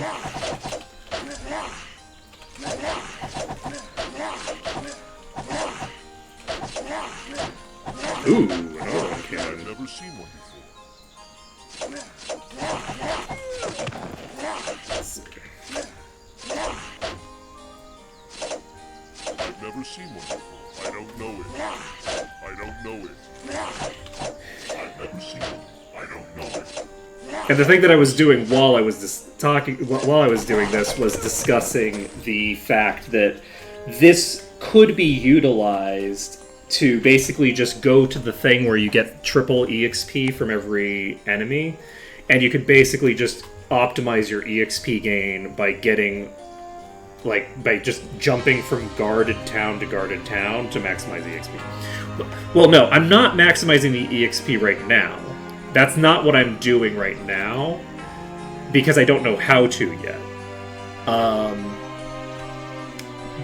But I am potentially going to transition into an EXP maximization setup where I do the promotion quests and no other quests, and then I fixate on trying to figure out solutions to dungeons that give me triple EXP. The issue is that I don't know how high an enemy has to be to give you triple EXP, right? So if an enemy has to be much higher level than me to give me triple, like these might not even be giving me triple, right? I don't know how high they have to be. So depending on how high they have to be to give me triple, it might just not really work out that way. But outside of doing something really silly like grinding towns, using the guards as a I don't know it. well, I'm not doing the paladin promotion immediately. No, that's not a thing that I'm going to be doing. I'm not going to be fixating on all the promotions. It's just that those are the only quests that I think are going to make my life easy enough relative to before I did the quest to bother with. Right, so if I do a quest, it's going to be a promotion quest. At least for right now. I'm sort of like settling on how I want to approach the run at the moment. I guess I could try to just run into that space and see what happens. I'm gonna just pull this one over.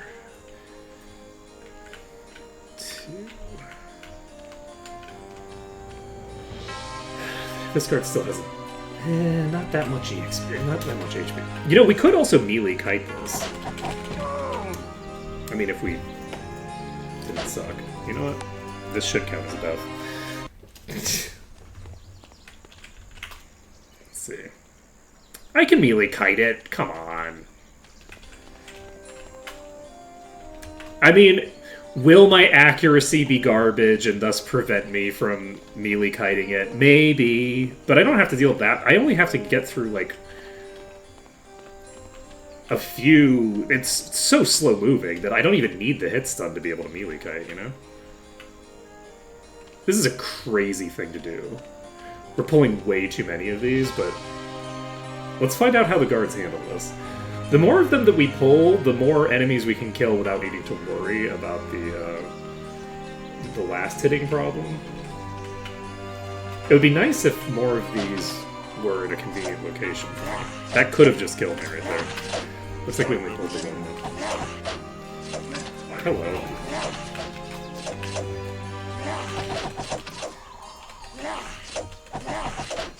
Haven't seen this guy.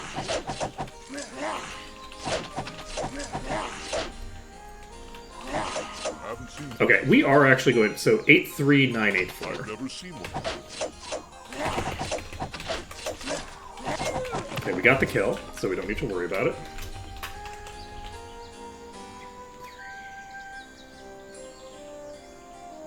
Okay, so that's a little under 1,000 EXP from that. Let's save this.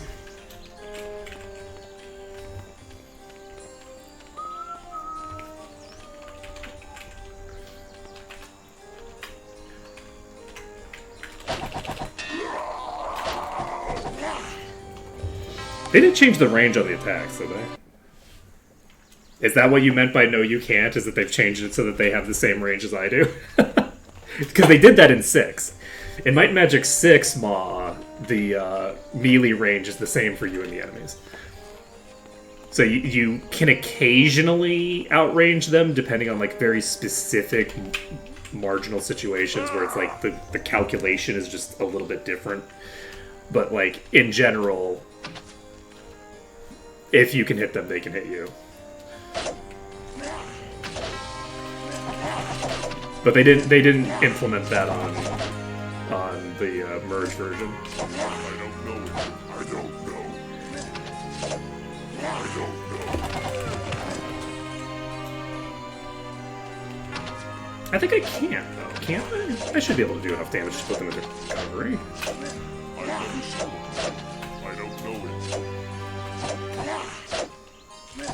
Yeah, they don't have that much HP. They're not level 100. They're like level 40. I don't know it. I've never seen it. Oh shit.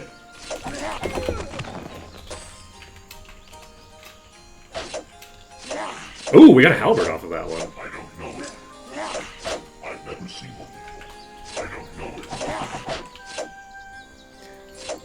Are they level 30? I thought that this was a level 38 zone. Is that the average level of the zone?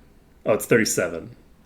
I thought that would be the minimum level of the zone. Is it the average level?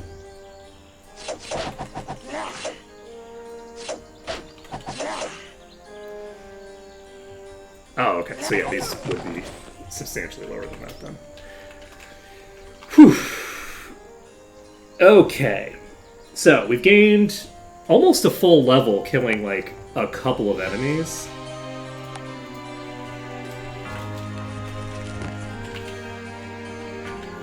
And now we're getting into the difficult part. I'm going to try getting under here and seeing if under here we can make something happen. Okay, we can't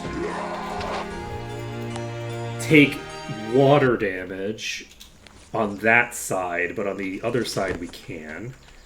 So at the very least, we would need to kill this group of archers before we can make this happen.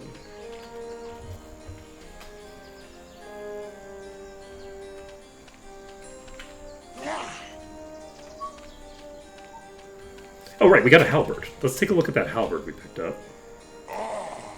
That is a 83% boost. Heck yes. This is 22 personality. It won't fit. It won't fit. Yeah, that's going to be a pretty clutch upgrade for us.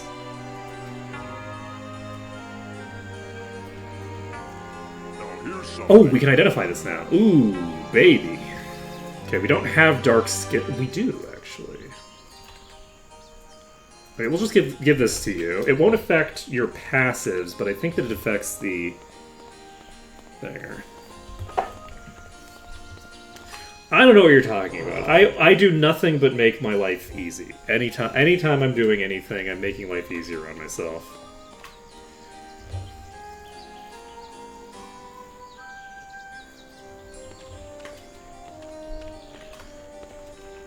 Gotcha.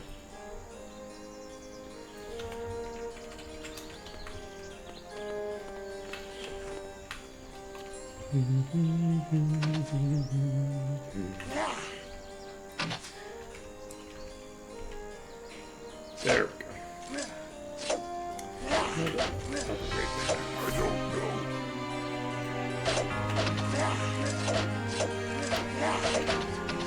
I don't know what the emerald upgrade path is. I don't know.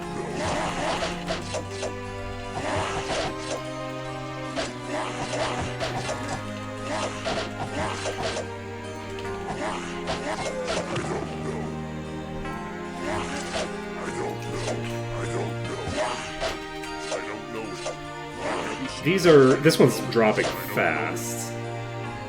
I've never seen one. I've never seen one. Got the kill. I don't know it. Ah, gotcha. That's a good thing to be aware of. I've never seen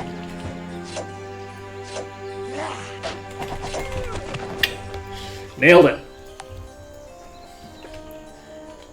Nailed it. Okay, we've almost got another level. These guards are doing a lot of work for us. How am I realistically making my life any easier though? Like, I'm not really accomplishing my actual task right now very effectively.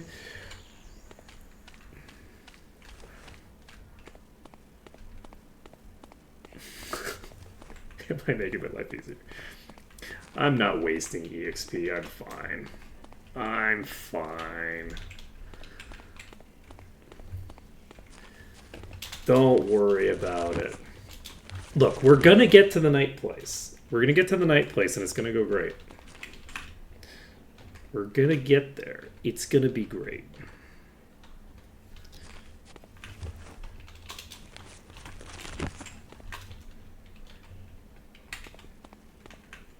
I can't use the stables to get there. The stables don't take me there. Unless it goes on Monday or something. But the stables won't go there until we've been there.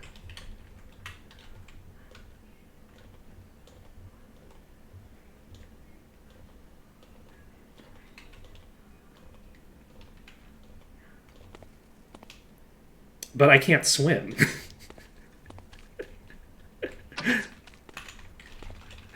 I would then have to get from the islands to the mainland, right? I don't know much about the pathing for that stuff because there's 2 islands, right? But like, I've never seen one before. either way, I don't know how I'm going to get from the islands to the mainland.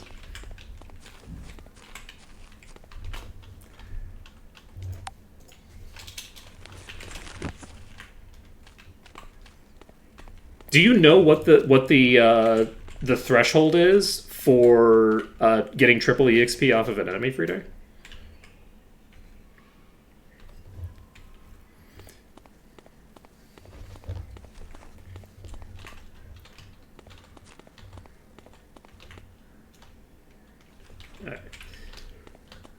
I doubt that enemies that are 25 levels above me are going to be even giving me triple EXP. 3 or 4? No shot. That's crazy. How could it possibly be that short a range? That's so low level. It's giving you what, like 100% bonus experience per level it is above you? When enemies have level ranges of like 10 within the type? That doesn't sound correct. That cannot be right. That would mean that like the low level enemies in a pack are giving you like 1/10 as much experience as you're getting from the highest level enemies in a pack if the lowest levels are about your level. Oh shit. We got there. We got there. Okay. Whew.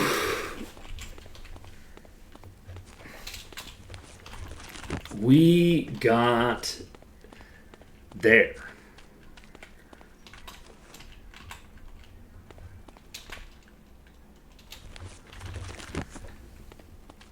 Yeah, we've been waiting on Malekith to tell me that, because if Malekith tells me that, then I can actually come up with a route for what I want,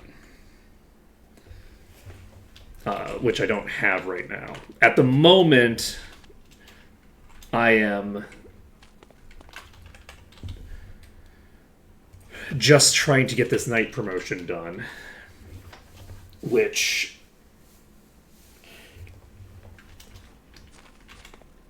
I think they removed the bolster from the first 3 areas.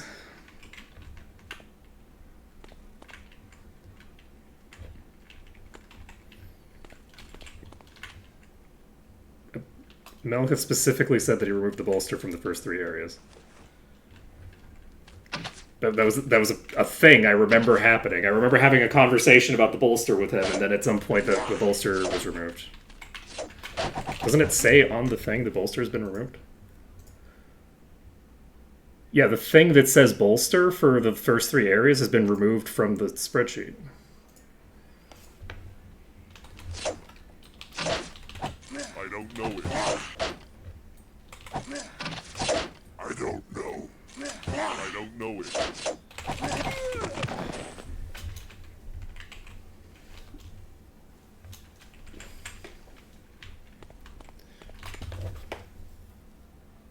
Is that the most recent thing? Did they add it back? What are the first 5 maps? Oh, Emerald Island. Okay. Actually, if Bolster exists, then I'm not wasting EXP, because this is not one of the first 5 maps. So spending as much time off of the first 5 maps is optimal. Optimally, the way that you would do it is you would level up as much as possible on non-bolster maps and then go back to the bolster maps, which have bolstered up to your level. You gain EXP, actually, because the other maps aren't bolstering. So you gain the experience by going back to the bolster map, and instead of getting 100 experience for a goblin, you're now getting 10,000 experience for a goblin. It's just more experience. Optimally, you ignore the bolster maps completely if you're looking to maximize total EXP gain. That's just like math. Which is a joke that I made with Malekith of, I'm going to do a max bolster run. What does a max bolster run mean? There's no bolster. Well, the first 3 maps are bolstered, so I'll ignore the first 3 maps and finish the entire rest of the game. Oh, hey, how's it going? And if I finish the whole rest of the game, then I can come back to the bolstered maps, and now they're level 1,000.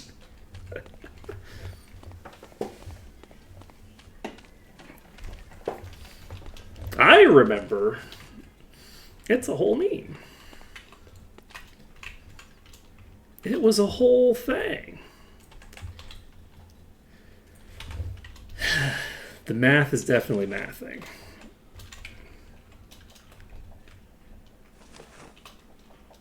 But yeah, the complexities of how you like manage the. Does anyone know what the minimum EXP you get from an enemy is? In terms of its, I know the maximum is ×3. Do we know what the minimum is? I've never seen one before. I don't know it. Because if the minimum.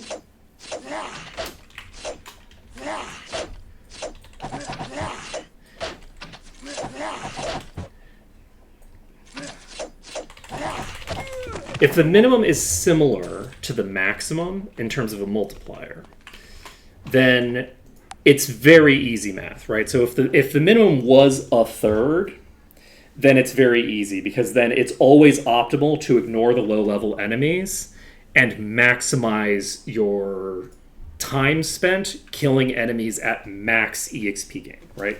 So you want to have your enemies giving you 2.9 times EXP, and then you go back and clear the low-level enemies. Reason being is that you're maximizing the multiplier on the enemies that give more experience as a baseline, and the multiplier for the enemies that give you less baseline is by definition less important, right? If the minimum is half, then it's straight up better to always ensure that you're getting triple XP. If you're getting triple EXP, you're fine. That's not entirely true. You don't want to be killing enemies that are so much higher level than you that they should be giving you 6 times EXP, or you could be getting 3 times EXP in 10 levels instead of right now, necessarily. It kind of depends on the maximization engine that you're going for, right? Kind of depends on the specifics. But generally speaking, there is a very strong argument in favor of trying to get for a triple EXP multiplier at all times, and like preferably not in dungeons, because dungeons are terrible EXP. The dungeons are terrible EXP. They're very hard to do. You have to kill so many enemies without being able to save it all. Like, optimally, you do the dungeons like last, right? You do dungeons when you don't have anything better to do with your time, or because you want gear. So you basically would be doing the dungeons as a means to,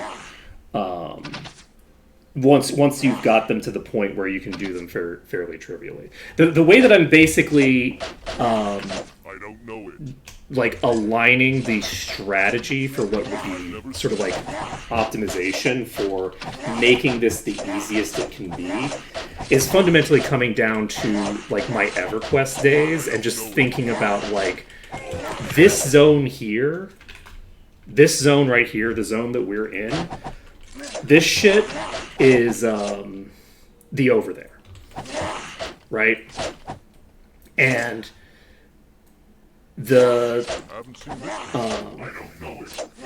pretty much every single dungeon is Najina, okay? Every dungeon is Najina. You don't go to Najina except in Forced. You're not getting EXP in Najina. That's not what you're there for. You're there in Najina because you have way more people that can actually get experience at this dungeon, and you're getting silly with it. That's what you're doing there, right? You don't go there because you want EXP. I mean, you do if you're crazy and you're replaying. You know, you're playing the game 15 years later. Like, people go to Najina for experience now, but they wouldn't have when the game was recent. That's very much a, like, progression server behavior of, like, let's just dive into Najina and get silly with it. Well, you don't know that because you don't actually know that formula free day. It depends. I don't know whether these are even maxed out. I might be getting EXP off of enemies that are too early. The optimal might be to go to a place that has level 60s. Bear in mind, I'm not grinding right now. I'm just trying to get from point A to point B. I'm just trying to get to a place. I'm just talking about this because this is the general dynamic, right? The particulars of what I'm doing right now is not grinding. This is just trying to make a hole in this so that I can get through to Bootleg Bay, because I tried to get through to Bootleg Bay and was struggling, so I don't think it's going to happen. So you want to get wherever it is that gives you triple experience, and only triple experience, which I've said multiple times at this point. You want to get to that point, and at that point, you kill enemies there until the next viable point becomes available, and then you should continue on from there. If, again, you're trying to make things easy on yourself, which obviously is not... That's not my whole deal. But, like, you can get... I would venture a guess that you should probably be able, on Madness... I think you can probably get to level 500 without fighting anything legit.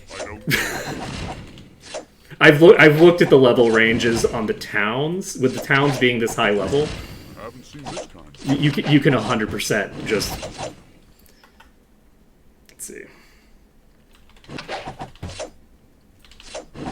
You guarantee what without turning in quests? I've never seen one before. I don't know it. I don't know.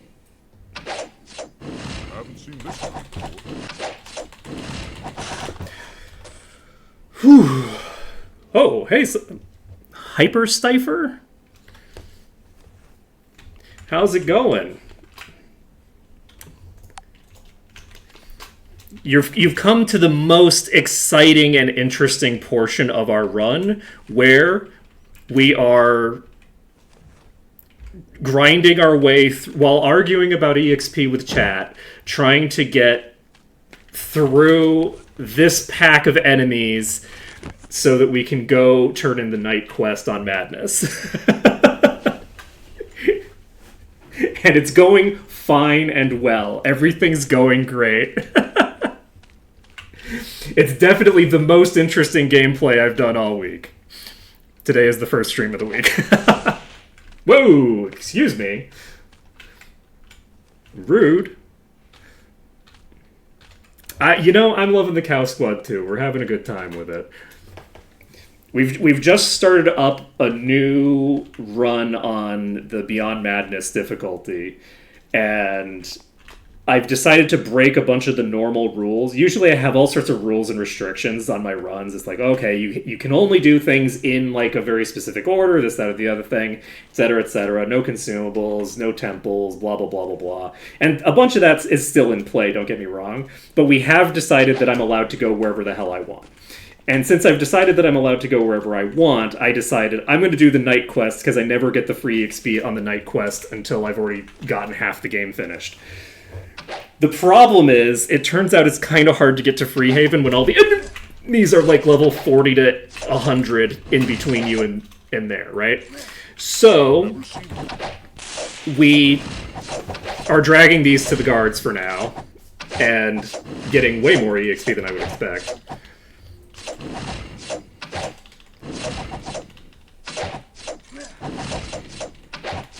I'm not doing range on this run. I had a caster run for my most recent run that I actually finished, and on the caster run I was doing range, but for this run we're not doing range. So I have the range stuff turned off at the moment. I'm gonna wait. Ooh, you're actually not super healthy, actually. I don't know. Gonna wait on. I don't know. I don't know. Close enough. It's not close enough for government work. We got it. Yeah, you can, in Maw, they added a thing that allows you to turn off ranged attacks, to just disable them. So right now I have a bow equipped on multiple characters, but they can't use it because it's just been disabled. Okay, since we have so many more people in here, maybe I should make some attempts at actually getting through to where I'm trying to get to. It's really a very lot of fun. Like I've been really enjoying this mod. Historically, I don't play a ton of mods, and I've just been really enjoying Maw. I first started playing Maw on the Might and Magic 6 version, and then they finished the. I guess finished is the wrong word because they're still working on it, but like they had a release version of the merge version, and oh, hello.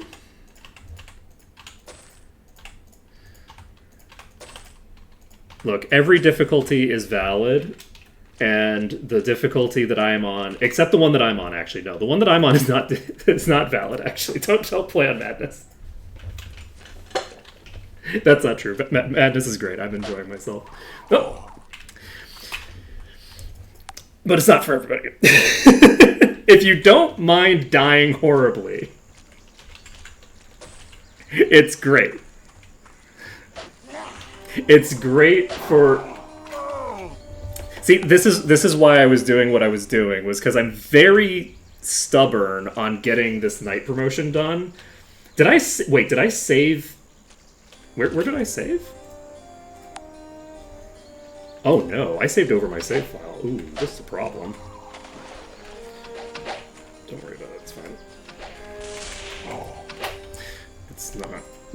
I made a. That's concerning.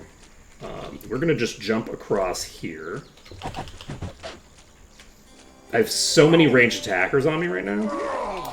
Okay, that's concerning.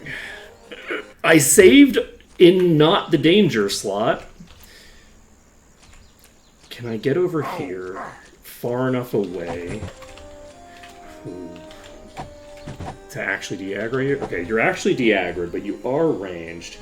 I might be able to jump across here. I put a save file in a bad position. I was not thinking things through. We're gonna try to climb this cliff and hope that it doesn't kill us. Come on, come on, come on, come on, come on, come on. Ah, so close. We are in the green, though. We are in the green. So, we'll be able to get through this. Oh, one of the random arbitrary rules that I have going is that I don't allow any of my characters to die. Okay, well, I'm probably dead. Yep, okay. Let's try this again. I might just need to dodge. Okay. Yeah, the disintegrate effect is very important for if you're trying to brute force a dungeon that you're too low level for. You can't really do it with the disintegrate effect in play because the disintegrate effect, unlike the eradicate effect, can't be cured in the dungeon. Right? You have to leave the dungeon to cure it, which means that you can't just like, oh, I got tagged by an eradicate, I just cast resurrection and I get through it, right? So it changes the dynamic for certain types of cheese plays. I mean, you say rip cheesers, but I don't allow myself to get disintegrated. It's against the rules, and I did beat a dungeon that was 300 levels higher than me that one time. Did it take me 3 weeks of my actual life? No, it took 2 weeks. 2.5.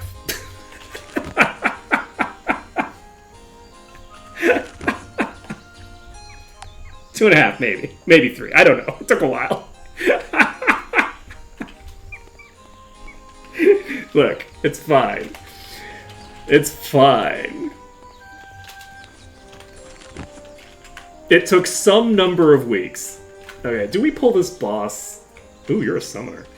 Let's pull this. Let's see if we can pull this boss over to where we want them to be.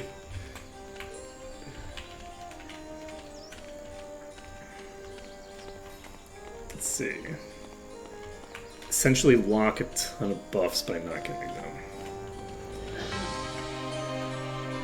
I don't know what you mean. Wouldn't that be true of any difficulty? If you don't get the buff, you lock them out?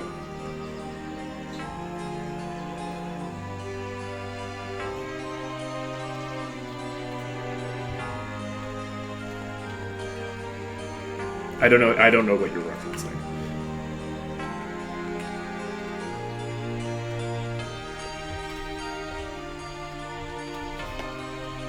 Lock out a ton of buffs by not getting them. By not getting what? Oh, you are gonna die. Wait. They do steal EXP if they get the killing blow, which is why... Okay, I can't yell you away. Okay, you're hitting the other guard now, I think. See, the thing is that you just have to make sure that you get the last hit, and if you don't get the last hit, you reload. If this guard dies, we will reload for them, because I'm not a monster. And by a monster, I mean a normal video game player. You are so dead, friend. I hate to break it to you, but I don't think you're surviving this fight. I don't think you're surviving the fight, my friend. Okay. So, with that being the case, we can't use the bridge, because the bridge won't protect us from both sides at the same time. I think the boss is probably fine to kill with the guards. It's just that this guard's already so low that they're like not going to be able to survive the hits. Oh, that's a good idea. That's a thing I could do. It's not going to matter. Like, I heal for 39. Though I am in the green. I can do this quite a bit.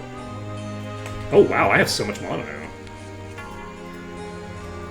Oh yeah, we could get this. We could get you up in no time.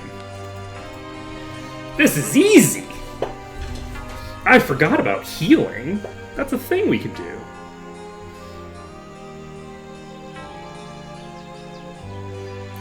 This doesn't seem right. What happened? Why do I have a negative mana value? I have negative 8.5% mana.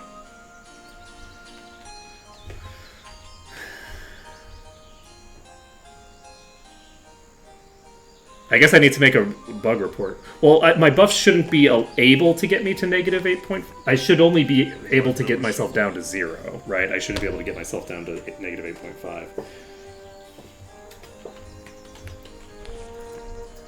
It's gotta be either Wizard Eye... Because these reserve 5.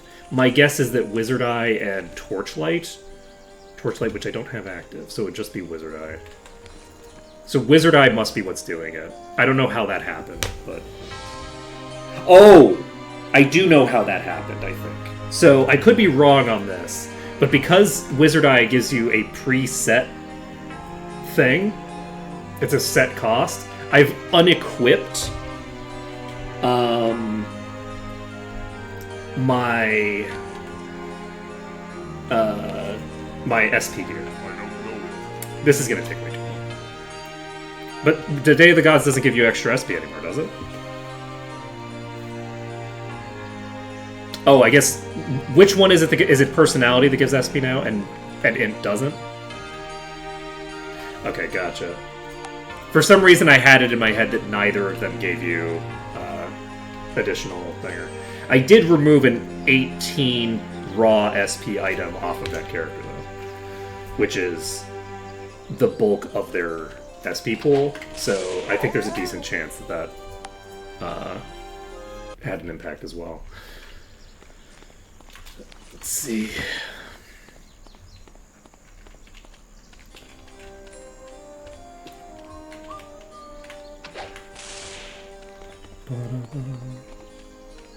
Giga Cheese.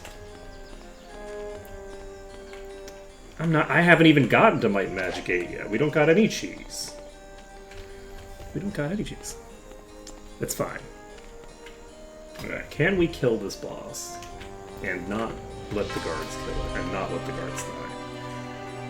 This is not gonna be enough. No Dunduk yet. We'll get there, but you gotta be patient.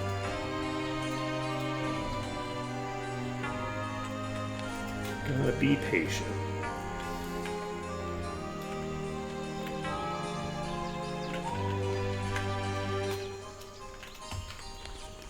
Okay, we're golden. We golden. I haven't seen this kind before. Okay, you don't shoot me, please. Okay. You know, this is not optimal positioning. You know what? Maybe it is. You're not attacking the lowest one anymore, so I'll consider it a win.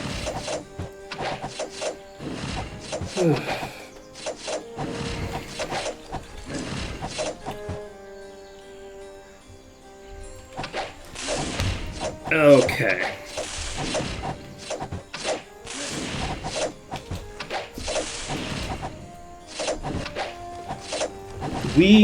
Oh no. We're out of soda. I don't know how we're gonna do it. I don't know how we're gonna live. Okay. It's gonna be kind of hard to get the killing blow on this thing. If we can get this low enough while the guard is still healthy... I think that guard was at full HP when we started. I am worried that this one's gonna die. Later, free day. I think that this guard might die. They're very close together. I think we kind of just have to hold A and pray. Which is not what I would optimally want to be doing here, because I'd like, yeah... as long as it continues attacking that same guard, we just have to hope that we get the kill.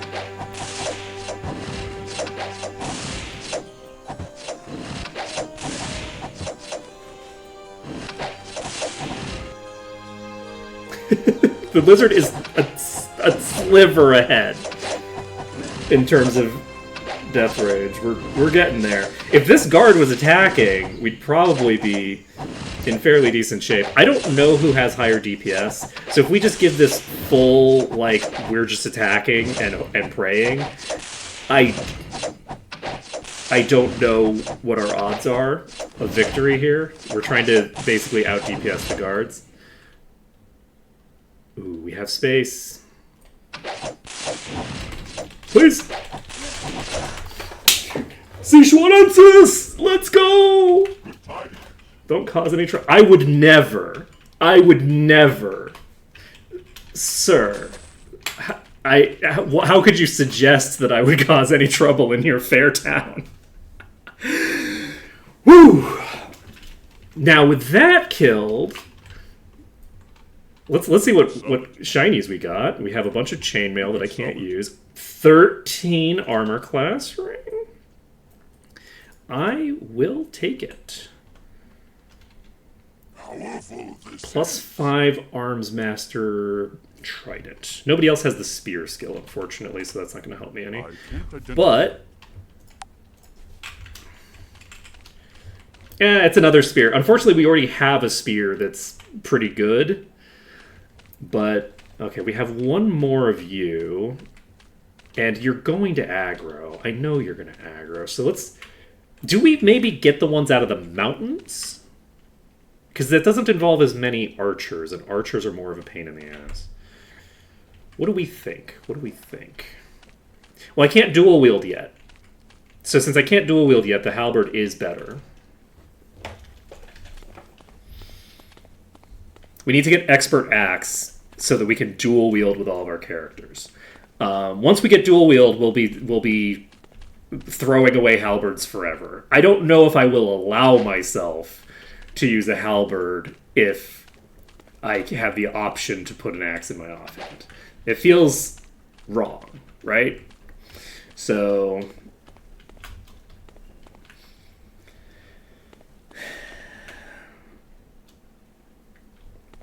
we're just pulling this out, and then once we've pulled this up, we should... Do we want to pull this to you even? Oh yeah, you're all... You know what? No, because this is way easier. This is just one archer. It's, I think, much more reasonable to just bring it to this guard instead, because this guard will be able to survive the single... I haven't seen this kind. Bottom tier arch, I hope. Will probably be able to survive a single bottom tier. Will you please move a little bit faster? Come on. Okay. And it should be fine. Okay, look, we're getting a free promotion out of this, okay? Emphasis on the word free. We're doing all of this because, again, it gives you the cool, easy promotion that doesn't require that you fight anything or do anything hard. That's what we're doing all this hard fighting for. We're working the... Look, all you have to do to get this passive knight income, okay, this passive knight promotion, is work your ass off 80 hours a week. It's very, very reasonable. I mean, I will be honest, it sounds legit to me, you know? Like, a knight is a noble rank. Nobles ain't fighting. Let's be clear here. It is, in fact, a noble title, and you get it the way that I would expect you to get a noble title, which is nepotism. You just happen to know a guy.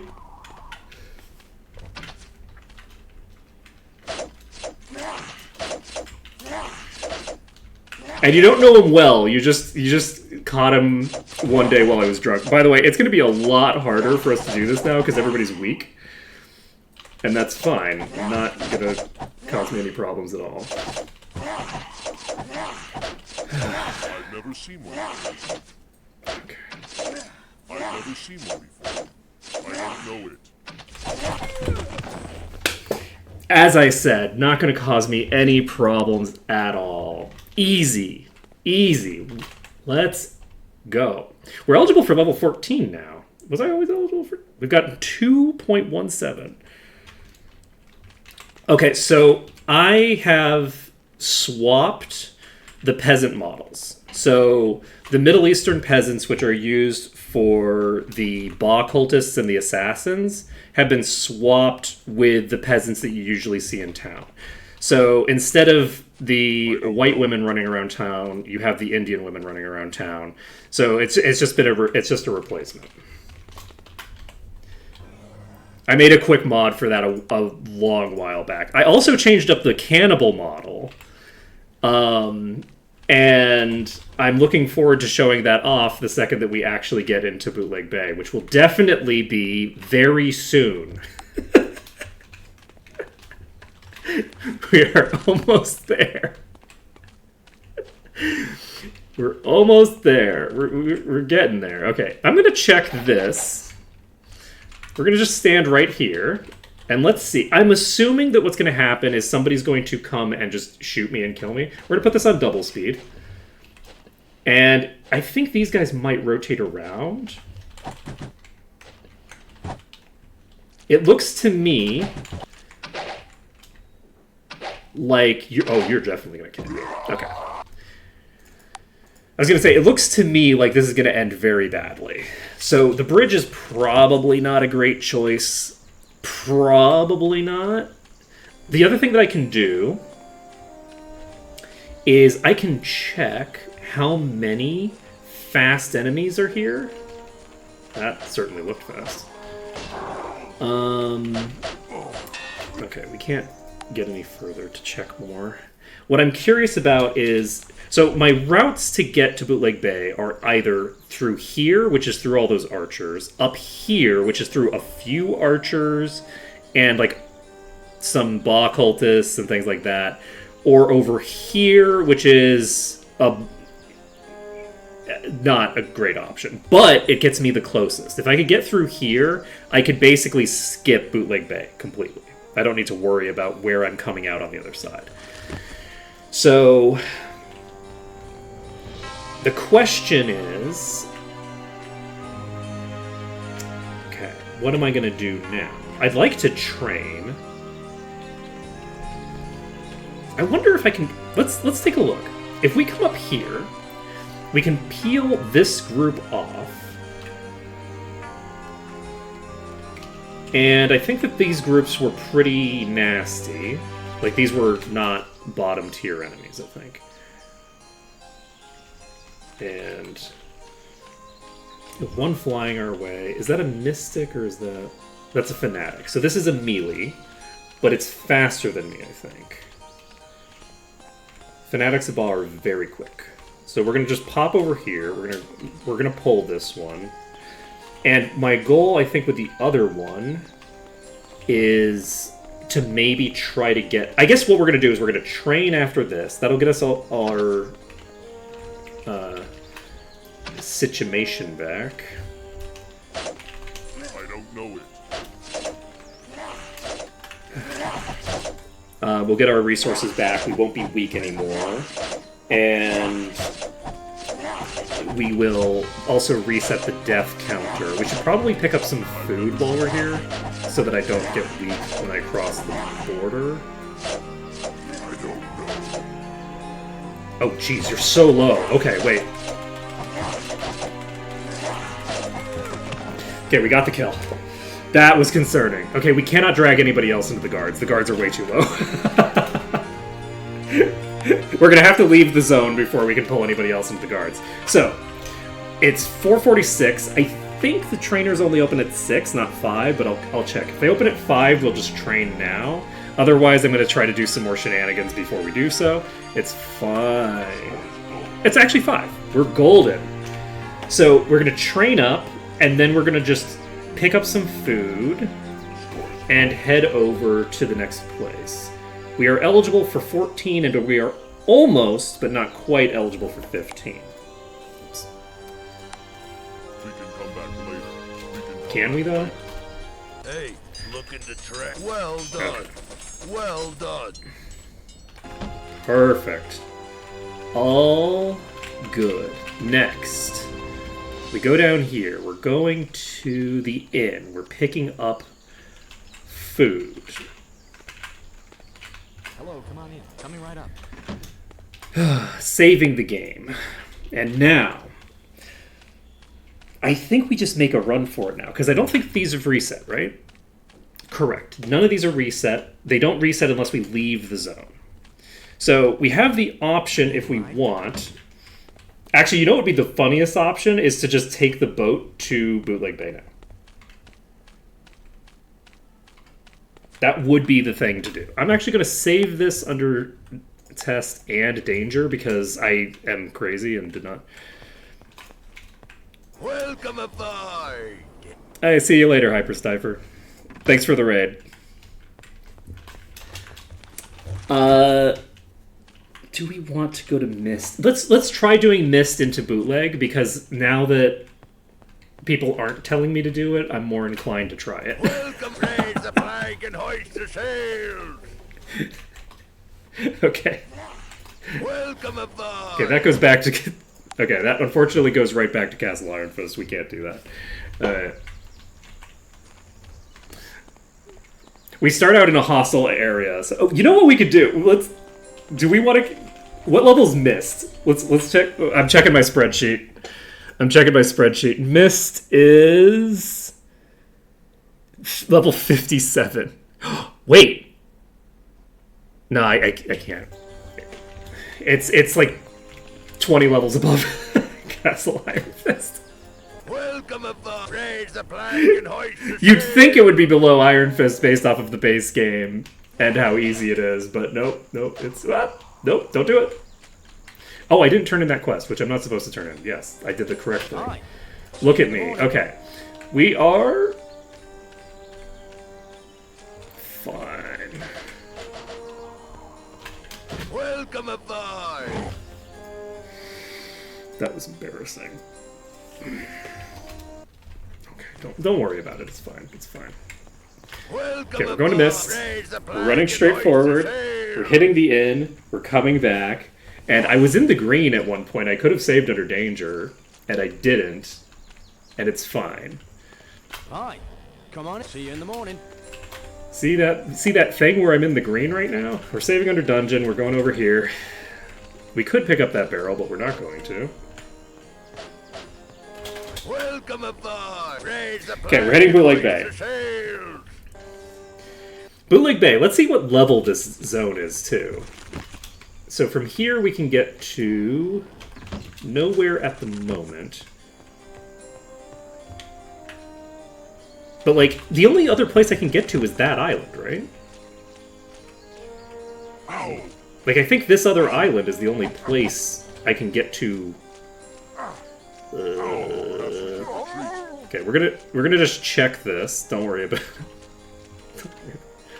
Oh God, no! Don't do it! Don't do it! Damn it. Okay, that's fine. Don't worry about it. Don't worry about it. It's Welcome fine. aboard. Raise the flag and hoist the sails. It's fine. Okay.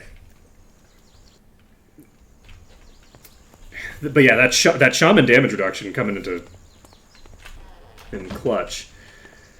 Okay, let's just wait a day. I want to see what other places I can get to around here, because I do want to see if it's possible to just get to Freehaven. And I don't know if it is or not. But now that we've dicked around for as long as we have, Welcome aboard. okay, this Raise the goes flag and hoist the to Bootleg Bay sails. again. And then this goes to Castle Life. Yeah, I don't know how without water walking I'd be able to get from the boat to...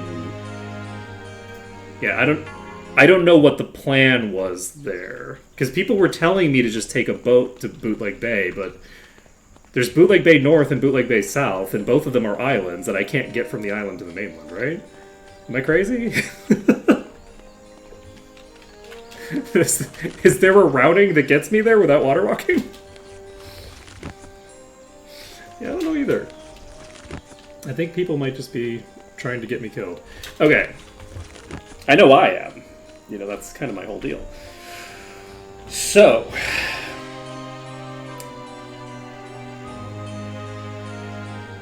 I never would have thought that I would have this much difficulty just getting to Freehaven.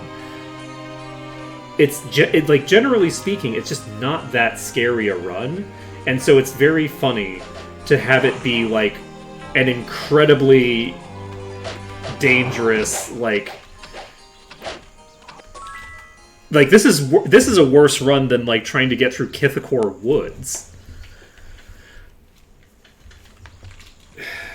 Because, like, in Kithakor, you just hope that you don't aggro anything. In this, there's no hope that I don't aggro anything. Kithakor Woods is an EverQuest high-level zone. Or rather, it's a low-level zone that becomes an extremely high-level zone at night.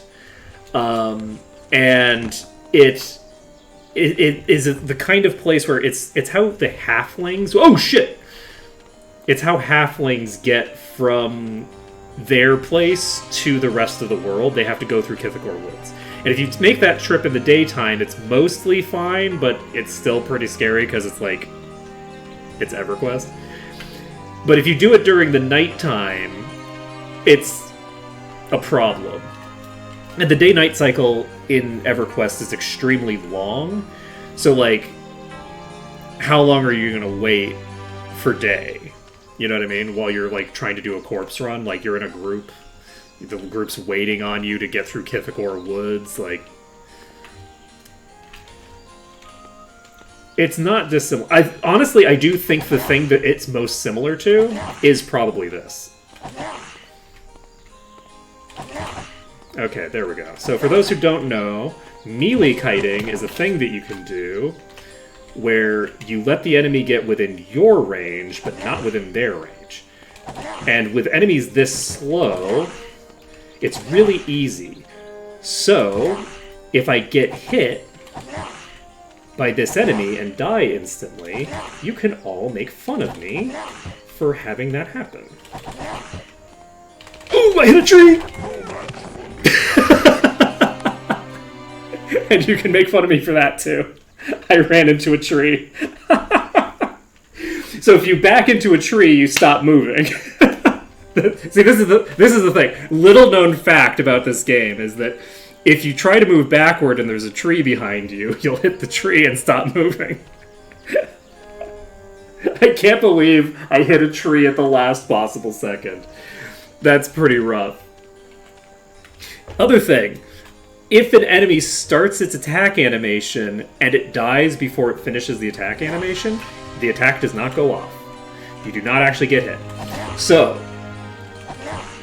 you can also dive behind a cover before its attack goes off, and that'll do the same job. Though cover in this is a bit... Okay, that was not optimal, but that's fine. Now, could I just go save between these poles? Absolutely, yes. Am I going to? No, absolutely. But yeah, you need to, like, space out your attacks. You don't want to use all of them at once, because the enemy's only going to get hit stunned once by your wave of attacks that you're doing. And if you use all of your attacks, then the enemy will be moving toward you during the recovery of everyone else, whereas you can chain the hit stuns together if you do the thing. But you also shouldn't just do one attack. If you do one attack, the odds that you miss are very high on that one attack. If you attack twice, you're probably going to hit at least one of the attacks, hit stun them from that. So that lets us do that, which is probably what I should have been doing. You know, see, the thing is that I'm just not obstinate enough, apparently, because I clearly should have been doing that for all of the ones that are not like this. But if I can pull this pack to somewhere... Which is the... You're the super injured one? Okay, so then we're not doing it this way, because this is just going to get somebody killed. We're probably dead here, but we are rotating around them. I'm not allowing any of the NPCs to get killed because I've been told not to cause any trouble, and getting the NPCs killed seems like the opposite of not causing trouble. So we're going to go ahead and try to outpace these and just get past them. And because of the fact that I didn't grab you, but that's fine. Okay, this is a problem. Okay, I did not turn at a harsh enough angle there. We're going to need to deposit... We're going to have to deposit these on the other side here, I think. Let's do that. So this group here, we're going to deposit on the south side of this range. It is a lot of lizards, but the thing is that they are ranged attackers. My hope is that I can pull... They're very slow moving. So if I can get to a position where they can't hit me, I can reposition them quite nicely, and then once they fall off to the other side of one of these cliffs, they're going to really struggle to get back up the cliff. What I'd like to do is fully de-aggro these, but I don't really have enough space for that, unfortunately. I don't have enough space to de-aggro this group. So I need to think about how I want to handle this group. This group is a bit of an issue. Let's see what happens if we go this way. We no longer should have enemies coming toward me when I'm doing this. So we don't have to worry. Let's save this under danger before I forget that I need to save under a new save file. And we have a trio here. And we can't melee kite an enemy that has ranged attacks. That did no damage. Okay. We do have lizards here. Can we get to Mire? I don't... Not that way. I think we can get to Mire here. So, hypothetically, even if we can't get to Bootleg Bay, we could go Mire into Thinger, which is, generally speaking, not a safer option, but it depends on whether we have any enemies in between us and where we're going, you know what I mean? Okay, I don't think I have... You are a melee range mix, which means that I'm not going to be able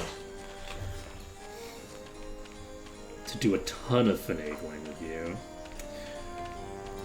Where could I pull you to? I think you're too low, right? Actually, no, you're probably fine.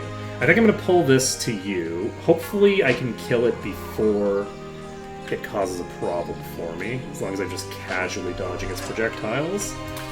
And it just used a Mind Blast. It hit me, but it hit one of the targets that's undead.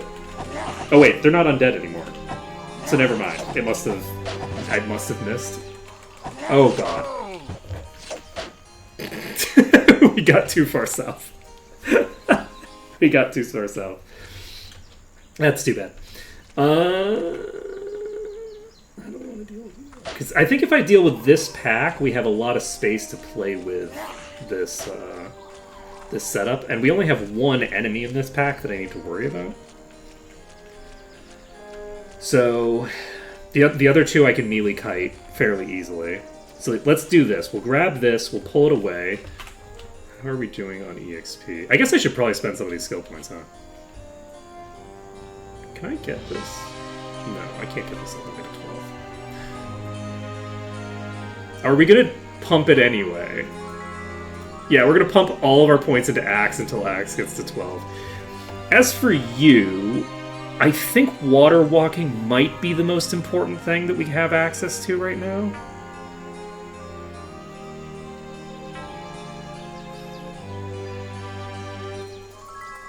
Let's get Frost up. Also increases attack speed, which is nice for kiting purposes. This is our Paladin. Do we get Body to Expert? Body Expert gets us regen.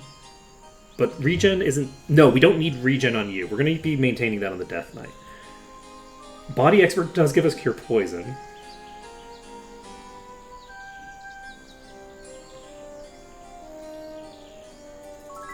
I'm sorry, I have no choice. We're going to lean into the meme. Don't worry about it.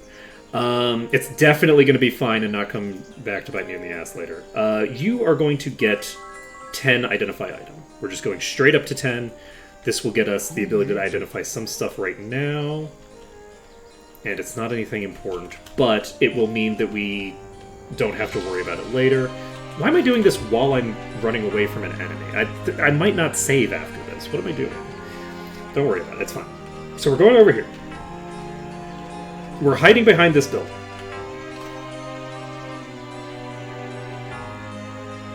You're going in a direction that I really don't like.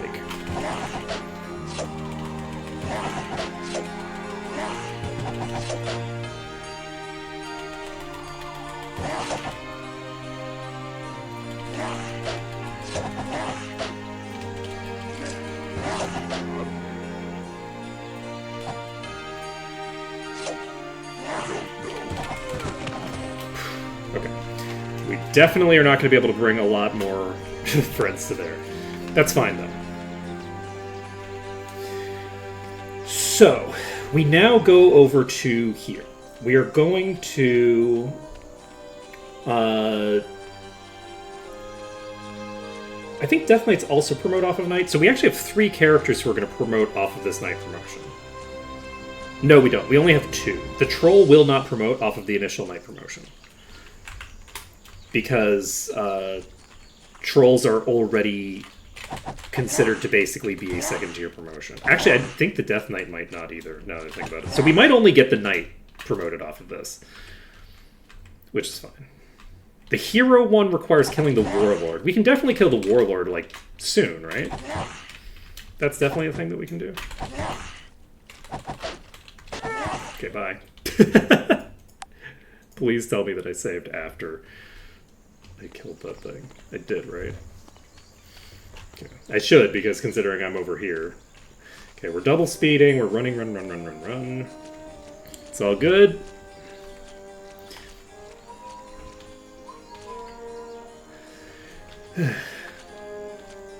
Oh, the new classes also have the... They don't use Might and Magic 8 style promotion? Okay, gotcha. I couldn't remember whether they promoted according to MM8 rules or MM6 rules.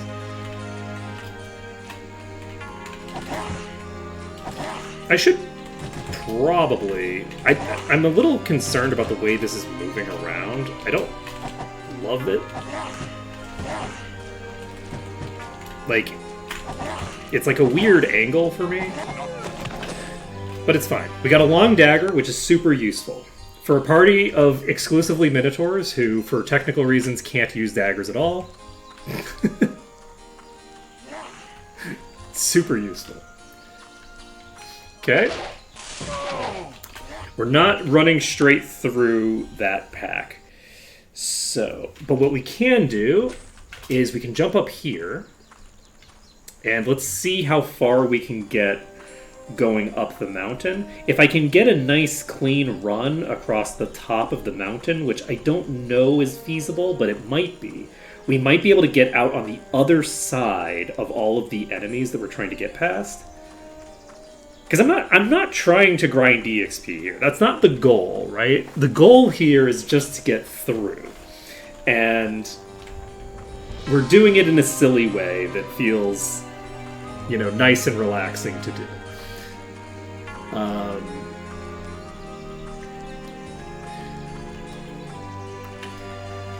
Okay, we can save this. We're in the green. This is actually a really nice pathway. I don't hate it. So, depending on how fast those things catch up to me, if I had jump, I could have made that, and then it would be easy from there. I don't have jump, so I can't make it easy.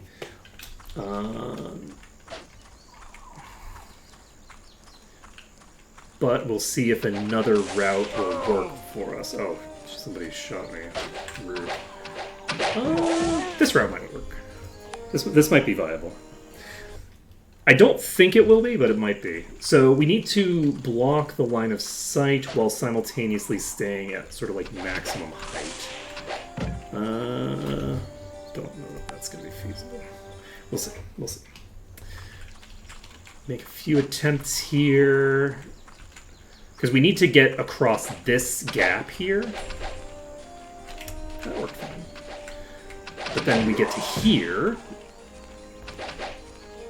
Okay. And unfortunately, this area is very slow going.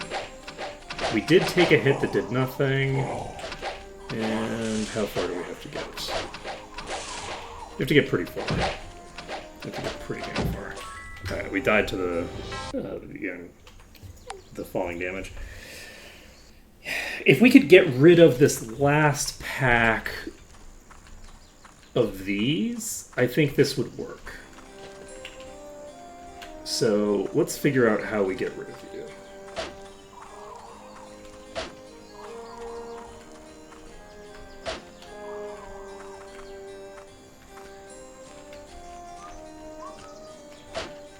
Can I just ring around the rosy here? No, because I don't have the other side of that cleared.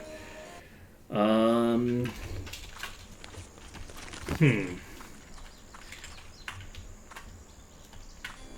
other thing I could try to do... Can I drag you up here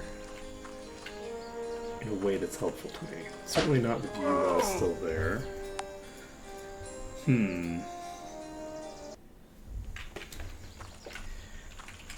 Let's see. Next on our agenda is... I don't know that that angle's gonna help me any.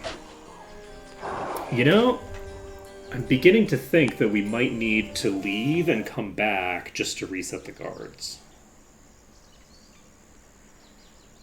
We need to... I think we might need to just reset the guards. Because if we can reset the guards' HP, then we can clear through this pretty easily. We just need like 1 or 2 more packs cleared to be able to just cleanly run straight through.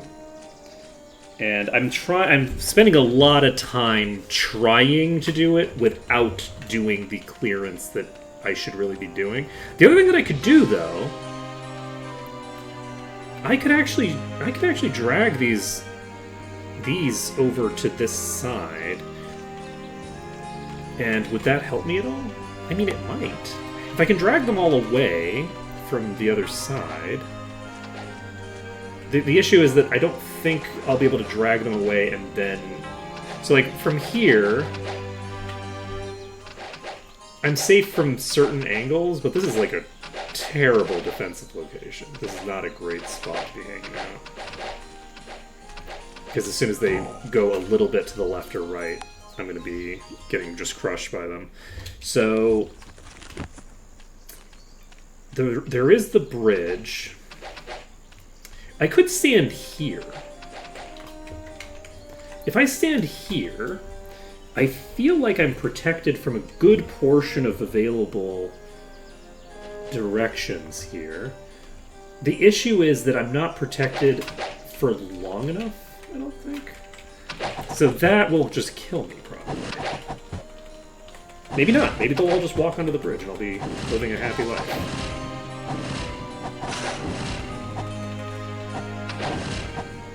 You know what? Sometimes in life you just gotta try the bridge. Okay. And sometimes in life they leak to a place that kills you. But this is gonna work, I think. I think that this is gonna work. We'll maybe take a couple of attempts, but my guess is that that was a freak occurrence that'll happen maybe 50% of the time. That's my assumption.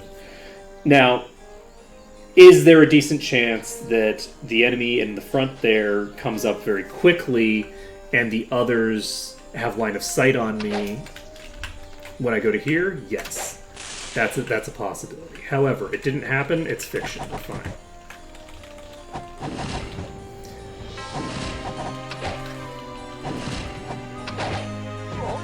Okay, somebody hit me. Don't know who. I wish that I knew who, because that would tell me a lot about where I need to be moving myself to. But let's just stay here for a second. The one on the right side, I think, just hit me? Yes. So the ones at the bottom of the thing are hitting me with fair consistency. So what we're going to do is we are going to go to here.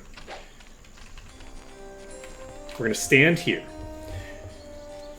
And then we're going to go further forward than we were before with the hope that they stay higher up on the thing. So we're going to go all the way to here.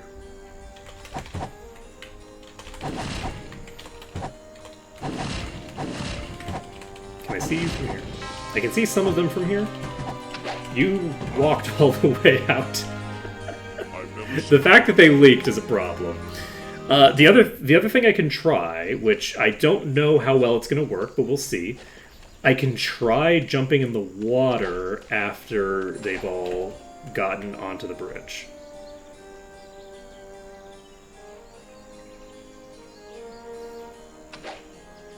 Oh, you are going to make my life a living hell, aren't you? That one that leaked over there is... Look at this. This is the first... I was thinking this was going to happen, like... I thought that I got really lucky the first time that was going to be something that would consistently happen.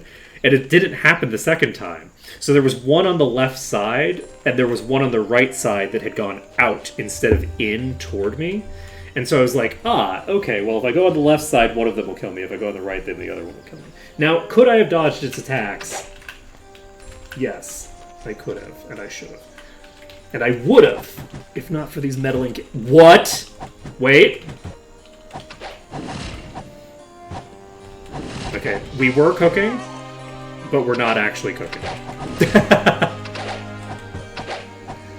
Wait. Okay, we are not in fact cooking. This is not a thing that's going to work out. I didn't think it would, but you know, we got to try all of our options. Okay. It's fine. We're going to see because if I can get this to work, if I can kill this pack this way, this will be a really big deal.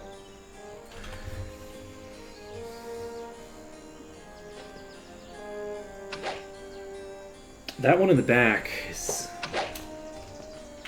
gonna be a problem, isn't it?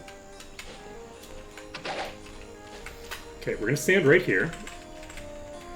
I think we're a little bit...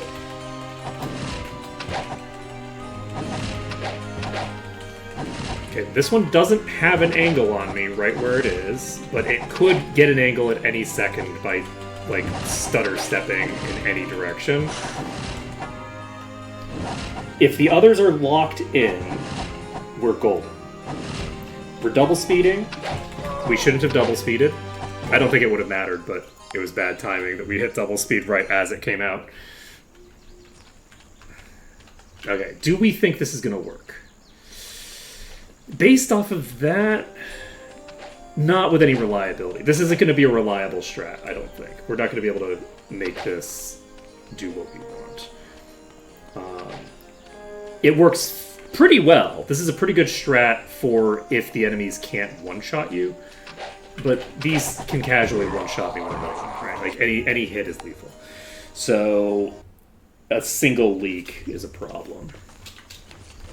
If I was in a cheesier mood, I would definitely want to just do it. But as for the mood that I'm in right now, I don't know what I do. Alright, let's take a look over here. They move so slowly, though, is the issue.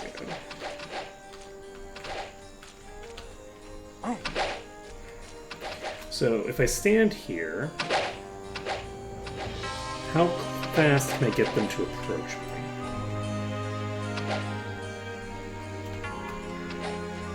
I can't get very many to approach me from here, and they don't approach super fast. So, like, as a strategy for peeling off some of the enemies,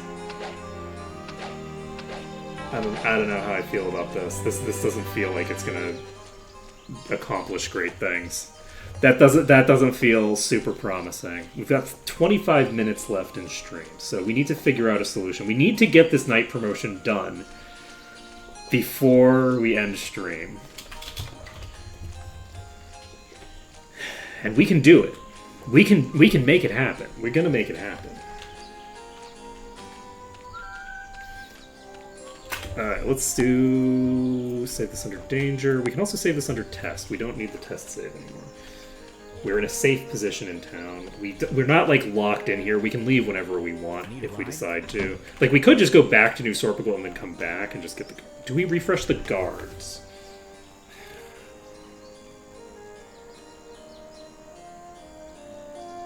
No.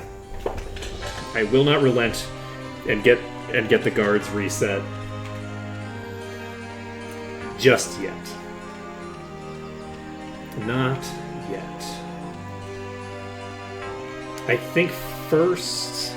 You know what would be nice is if I could survive this trip. If I could survive crossing this water, I could pull all of the enemies that are over here to this region.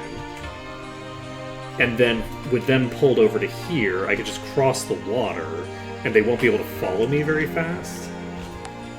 So that would cause good things. That would be good for me. I don't think I can make that happen. This next pack is big and nasty.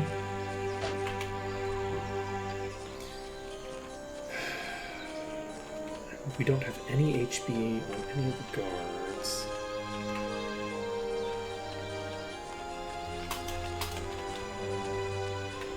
Did I make it across the water once?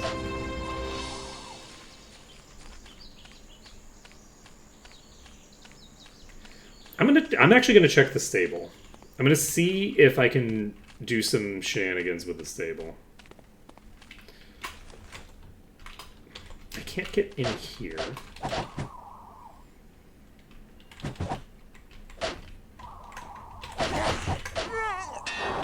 Okay, that one does have line of sight on me behind the corner here, it looks like. Okay, they're going to be initiating attacks that won't land as long as I'm behind there, I think. But yeah, that is a possibility because they do seem to be staying outside. But it's not a great option. It's not a great option. The bridge might work well for some of them if I could make that work. I managed to peel off some instead of all of them, which is interesting. Is there anything I can do with, like, a trio? What I'd basically be looking for is redistributing the damage onto this guard, but I don't know that I can do that. I don't know that that's reasonable. We can try it. We can try yelling at these two guards before they aggro to try to get them behind the other guard. And then just go all in. Get back! Ah! Get back! Get back! Get back! Oh, Jesus! Okay, the other guard was also getting yelled. So it didn't intercept. That actually almost worked. That could have worked great, but except for the part where it didn't. You know, getting here is proving to be way harder than I anticipated it would be.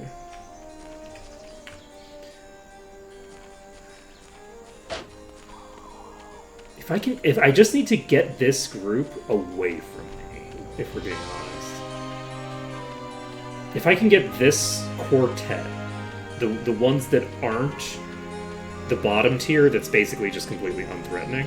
If I can just get them away from me. Wait, there's another guard here. There's a full HP guard here. We're golden. You kids have fun.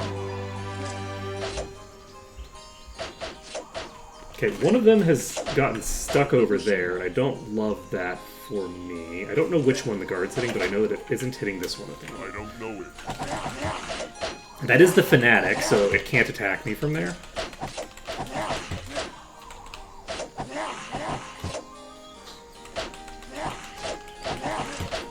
Okay. So who are you hitting? You're hitting the other one, I think. If you're not hitting the other one, I'd be shocked. Yeah, you're hitting this one. Okay. So we should be able to clear out this pack with this guard. With this guard dead. Or not this guard dead. With this group dead. With the guard alive. Alive, healthy as can be. Just living his best life. Okay. One more hit. Oh, are you going after the Fnatic now? Perfect. Nope, Fnatic's coming for me. Okay, we're fine. Okay. So, as long as we can clear out this Fnatic, I think at this point we're mostly just golden. We've got one more that we need to melee kite.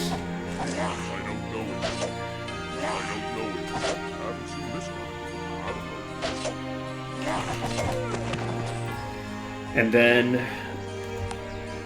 once we've melee kited that one out of position, we can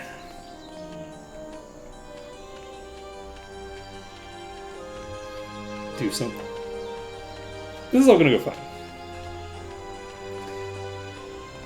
This is all going according to plan. So, we go over here, and I should have saved before I got into the yellow because I was able to do so. That's fine. We have some lizardmen on the other side of this. And what I'd love to do with them... Oops. Oh. Look, melee kiting these is very easy and simple and not a problem, and you should make fun of me when that happens. Look, it's not... I've been doing this at least once a year, and often much more than that, for the last 30 years of my life. That's not true. For the last 25-ish, 20 to 25-ish years of my life, 20, 25-ish, maybe? Okay, like... I know how to melee kite. I'm very good at it. Famously so.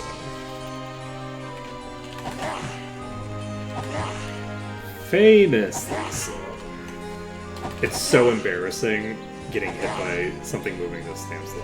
Now, admittedly, I don't have a ton of experience melee kiting a thing that moves this slowly. So there is that.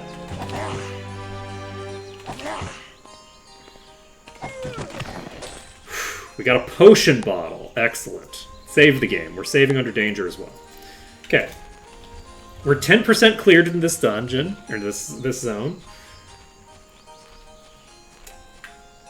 And what I'd love for is to pull you all down the hill. Maybe? Can I pull you down the hill? Not without killing myself on those, I don't think, but we'll see.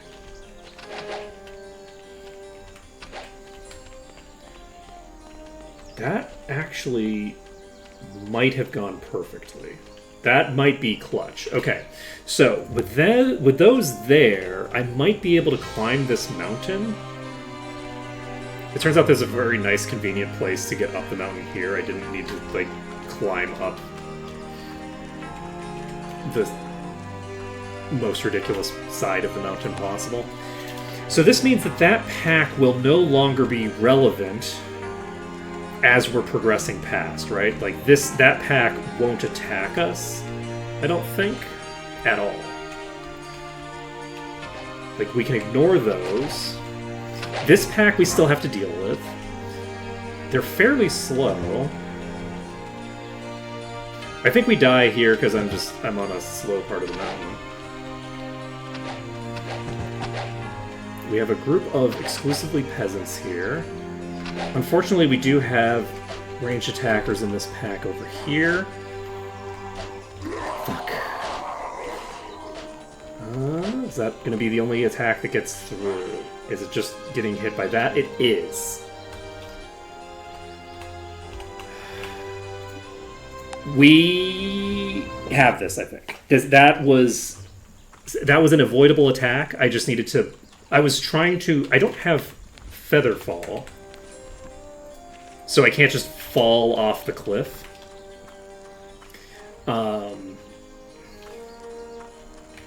Wait, I'm going the wrong way.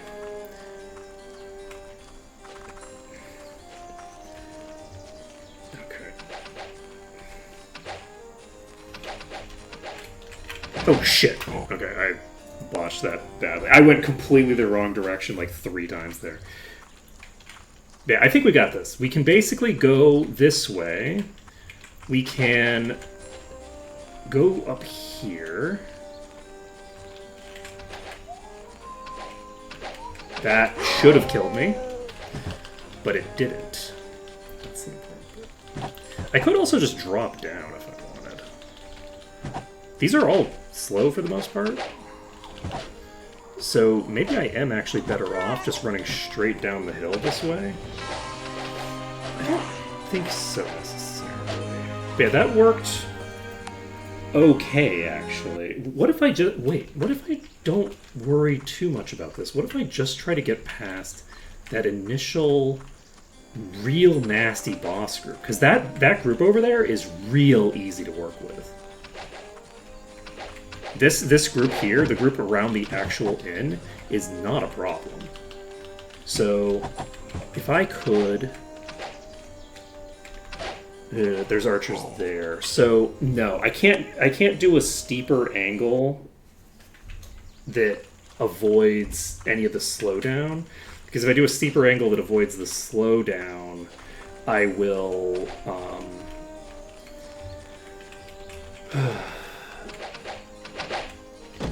have to deal with the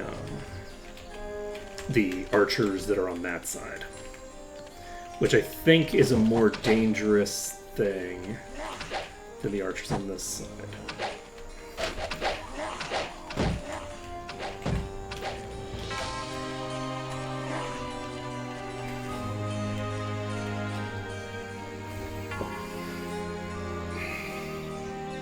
Everybody's alive. We're taking it. We might die immediately. Okay, we die immediately. This is not a great location to be coming out the other side in. That's unfortunate. That indicates that I am going to probably need to take this.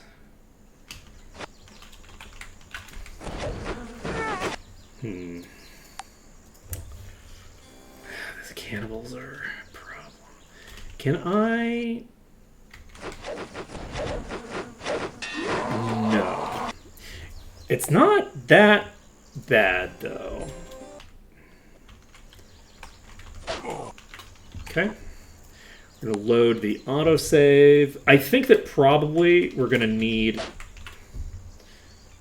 a different routing to make this work. I forgot that I retained my orientation. Because of the fact that those are there, we need... Let's reload danger. We could go... Oh, actually, let's reload autosave and see what happens.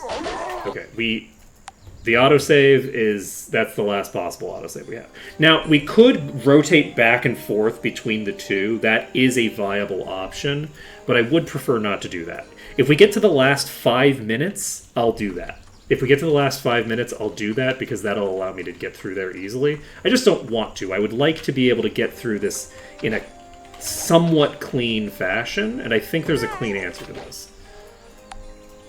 I think there's a clean answer. But yeah, going back and forth, I think I only need to go back once. If I just go back once to Iron Fist, then I will have the enemies in Iron Fist reset in their location.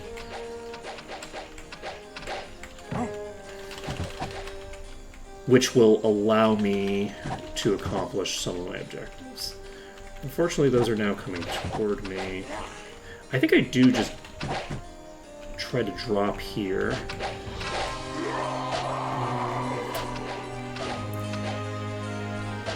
I could also try taking the high ground the entire way. If I'm on top of the cliff, then I can...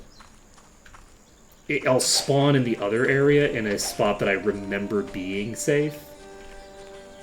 Because, like, there'll be a hill between me and the enemies. The issue is that that's a tough sell. There's a fanatic right there. So staying high is a non-trivial ask. It's gonna slow me down here. Is that a fanatic? Who is that? I don't know who it is, but they're right on my ass. Yeah, I think that staying high is too slow. I don't think I can get there by staying high. I think what we do, because I would like to try this. Okay. Which direction am I facing? I don't know what direction.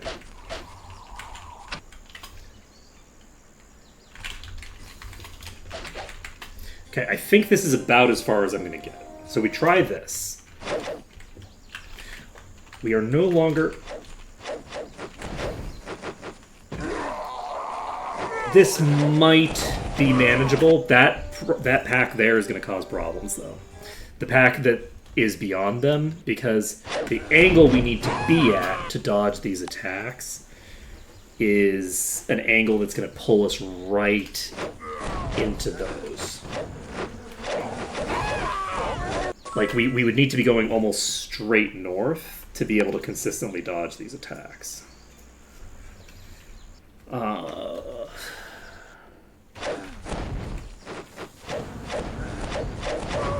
Yeah, we can't continuously do that. So, I think...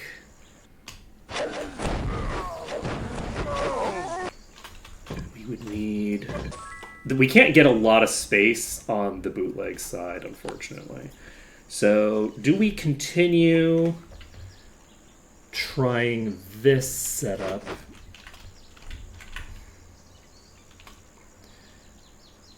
Yeah, let's go for it. I'm fine. Okay.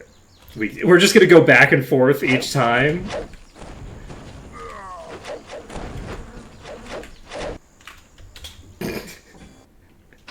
Getting out.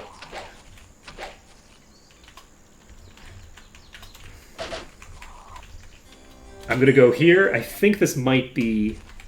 We're in the green. We're in the green. We can get from here to where we're going. I think we're just gonna take it. I'm not gonna worry about it. It's fine. It'll take 5 days to reach Free Haven. Alright, we're gonna go a bit north. That's not north. Okay. We've reached Free Haven and died instantly because we were too far south. I knew I needed to go north. Oh, there's a problem. Ooh, this is... Am I gonna have to be doing some reloading? Or not some reloading. Am I gonna have to do...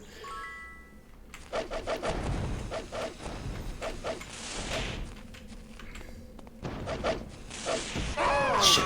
Okay, I think that we can make this happen. We just need to run almost straight west here.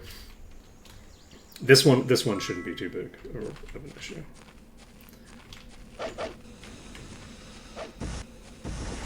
Okay, that one's behind a wall. I love that for me. We're in the green! Let's go! We made it. Okay.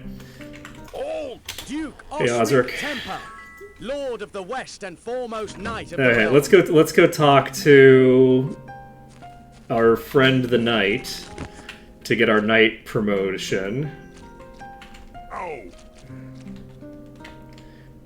And once we've done that, of course, I wonder what level Free Haven is. Ow! Oh jeez, oh jeez. Okay, you know, I underestimated how much damage that water was gonna do. God damn. Because usually this is like, oh, okay, well, we're in Free Haven. Free Haven's easy. It's free, right? Well, Less so when the level 2 wizards are actually level... Let's find out what level these enemies are. The enemies here in Freehaven. Okay, we're saving this. Let's look at our spreadsheet.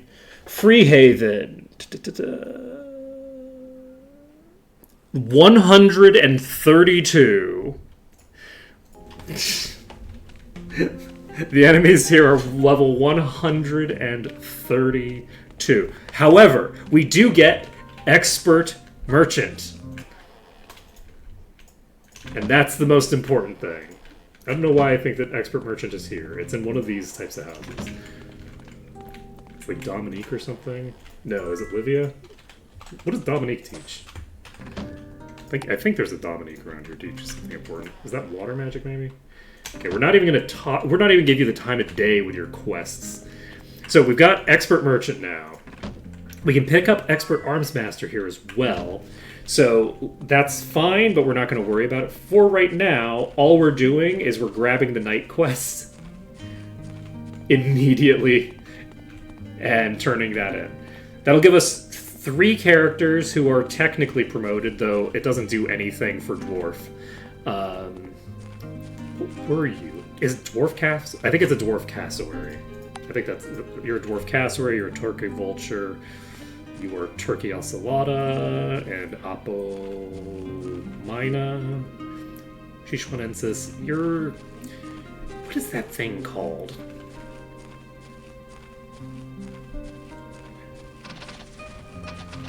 Welcome. Hey, Chadwick.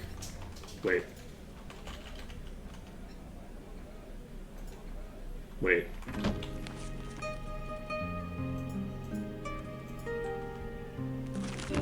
Wait. Didn't I talk to you about the night thing?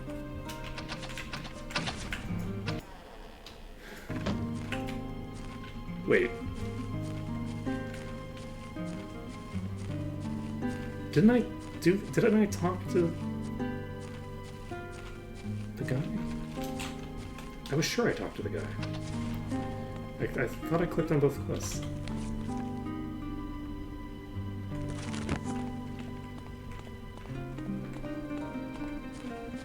That's concerning.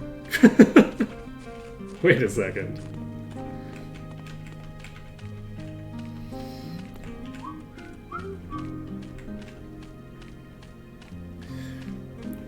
Alright, and if tomorrow Malachus shows up in chat, just pretend that we've gotten this far according to all the original rules, okay? We cleared every zone in between here and the start of the game, okay? That's what happened. Okay, give me a second. Old Duke Osric Temper, Lord of the West and foremost knight of the realm. Didn't I talk to you? Wait, did I have to reload? I reloaded after... Okay, I think I know what happened. Okay. That's fine, don't worry about it. We're gonna save. I don't have a means of getting back across there easily. Let's go this way. Alright, they're not that fast. They're pretty slow.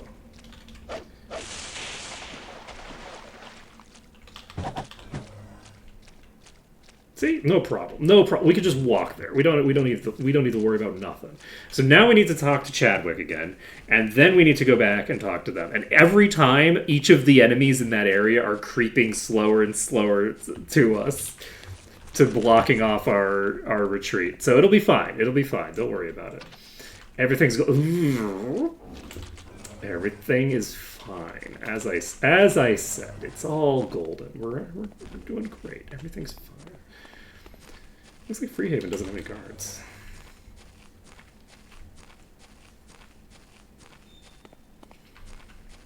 Okay. We're going to save the game. We have now picked up Expert Merchant. Welcome. Looking for a nomination. Okay. Yep, we're looking for nominations, buddy.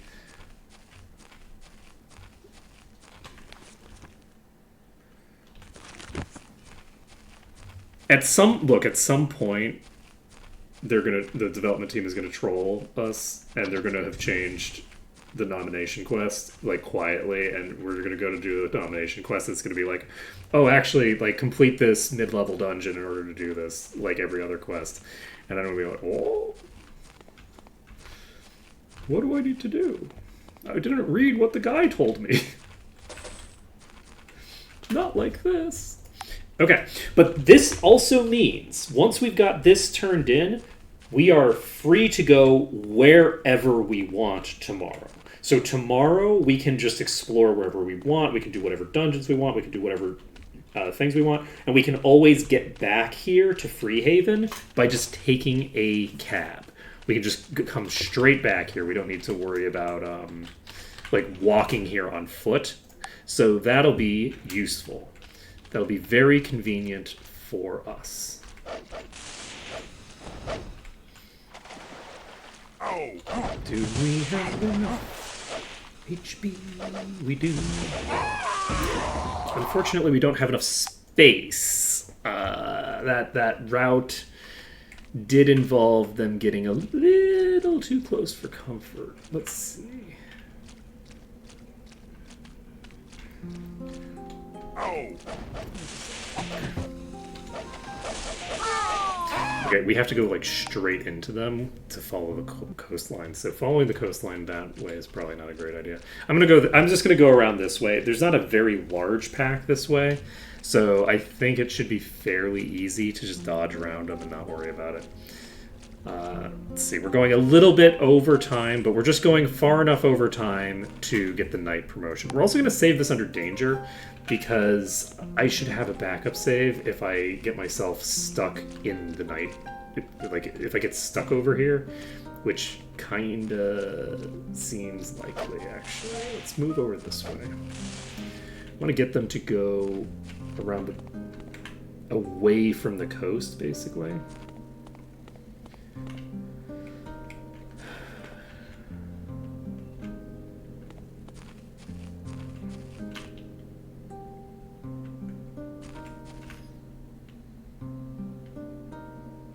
As long as we can lure these away from the coast.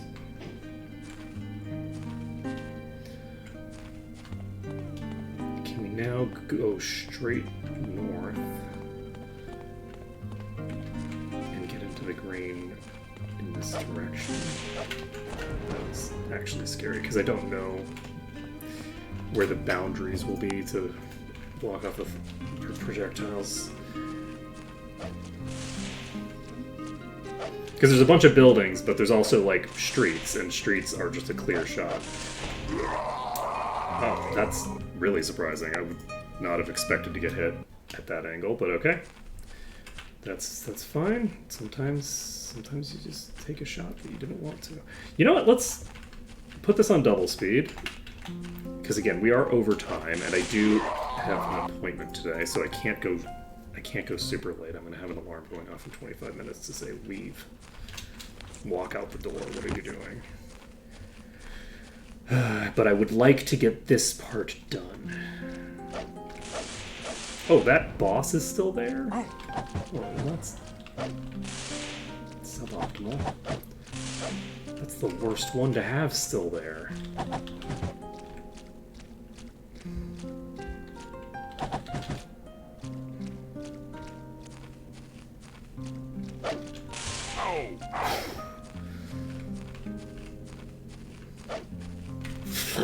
Okay. Duke Osric Temper, Lord of the West and foremost knight of the... Okay. We have the champion quest. You all have 2 levels worth of experience. Not a ton of EXP, but that's fine. More importantly, we now have a slightly higher amount of HP on Sichuanensis and Turkey. And that probably will also advance. Yeah, we can get up to mastery as well. Doesn't really matter. On this difficulty setting, apparently things cost so much that, like, good luck, you're not getting anything up to mastery. We can get Disarm Trap Master immediately, so we might as well do that. Because the Disarm Trap Master and Might Magic 7 is in Harmondale. So, we are in the green, and I'm going to let Future Arc deal with how to get out of this dilemma. Future Arc can deal with it. I don't need to deal with it right now. So that's going to be it for today. We have successfully managed to get all the way to Freehaven. We've picked up our Knight promotion, which is what we were trying to get accomplished. And I think we're going from here to Silver Cove, maybe, to pick up the Druid promotion. I think that's maybe what we're going to do next, but I'm honestly not sure on that because it depends. I don't know if I can get to the island I need to get to without water walking. I could make water walking potions. Probably. I don't remember what they are. I don't think I can make water walking potions. I think I need more alchemy than I have. It doesn't matter. That's going to be it for today. Thank you everyone for watching. It's been an absolute pleasure. And I hope to see you again tomorrow? Tomorrow, when we'll be doing more of these shenanigans. Later, folks.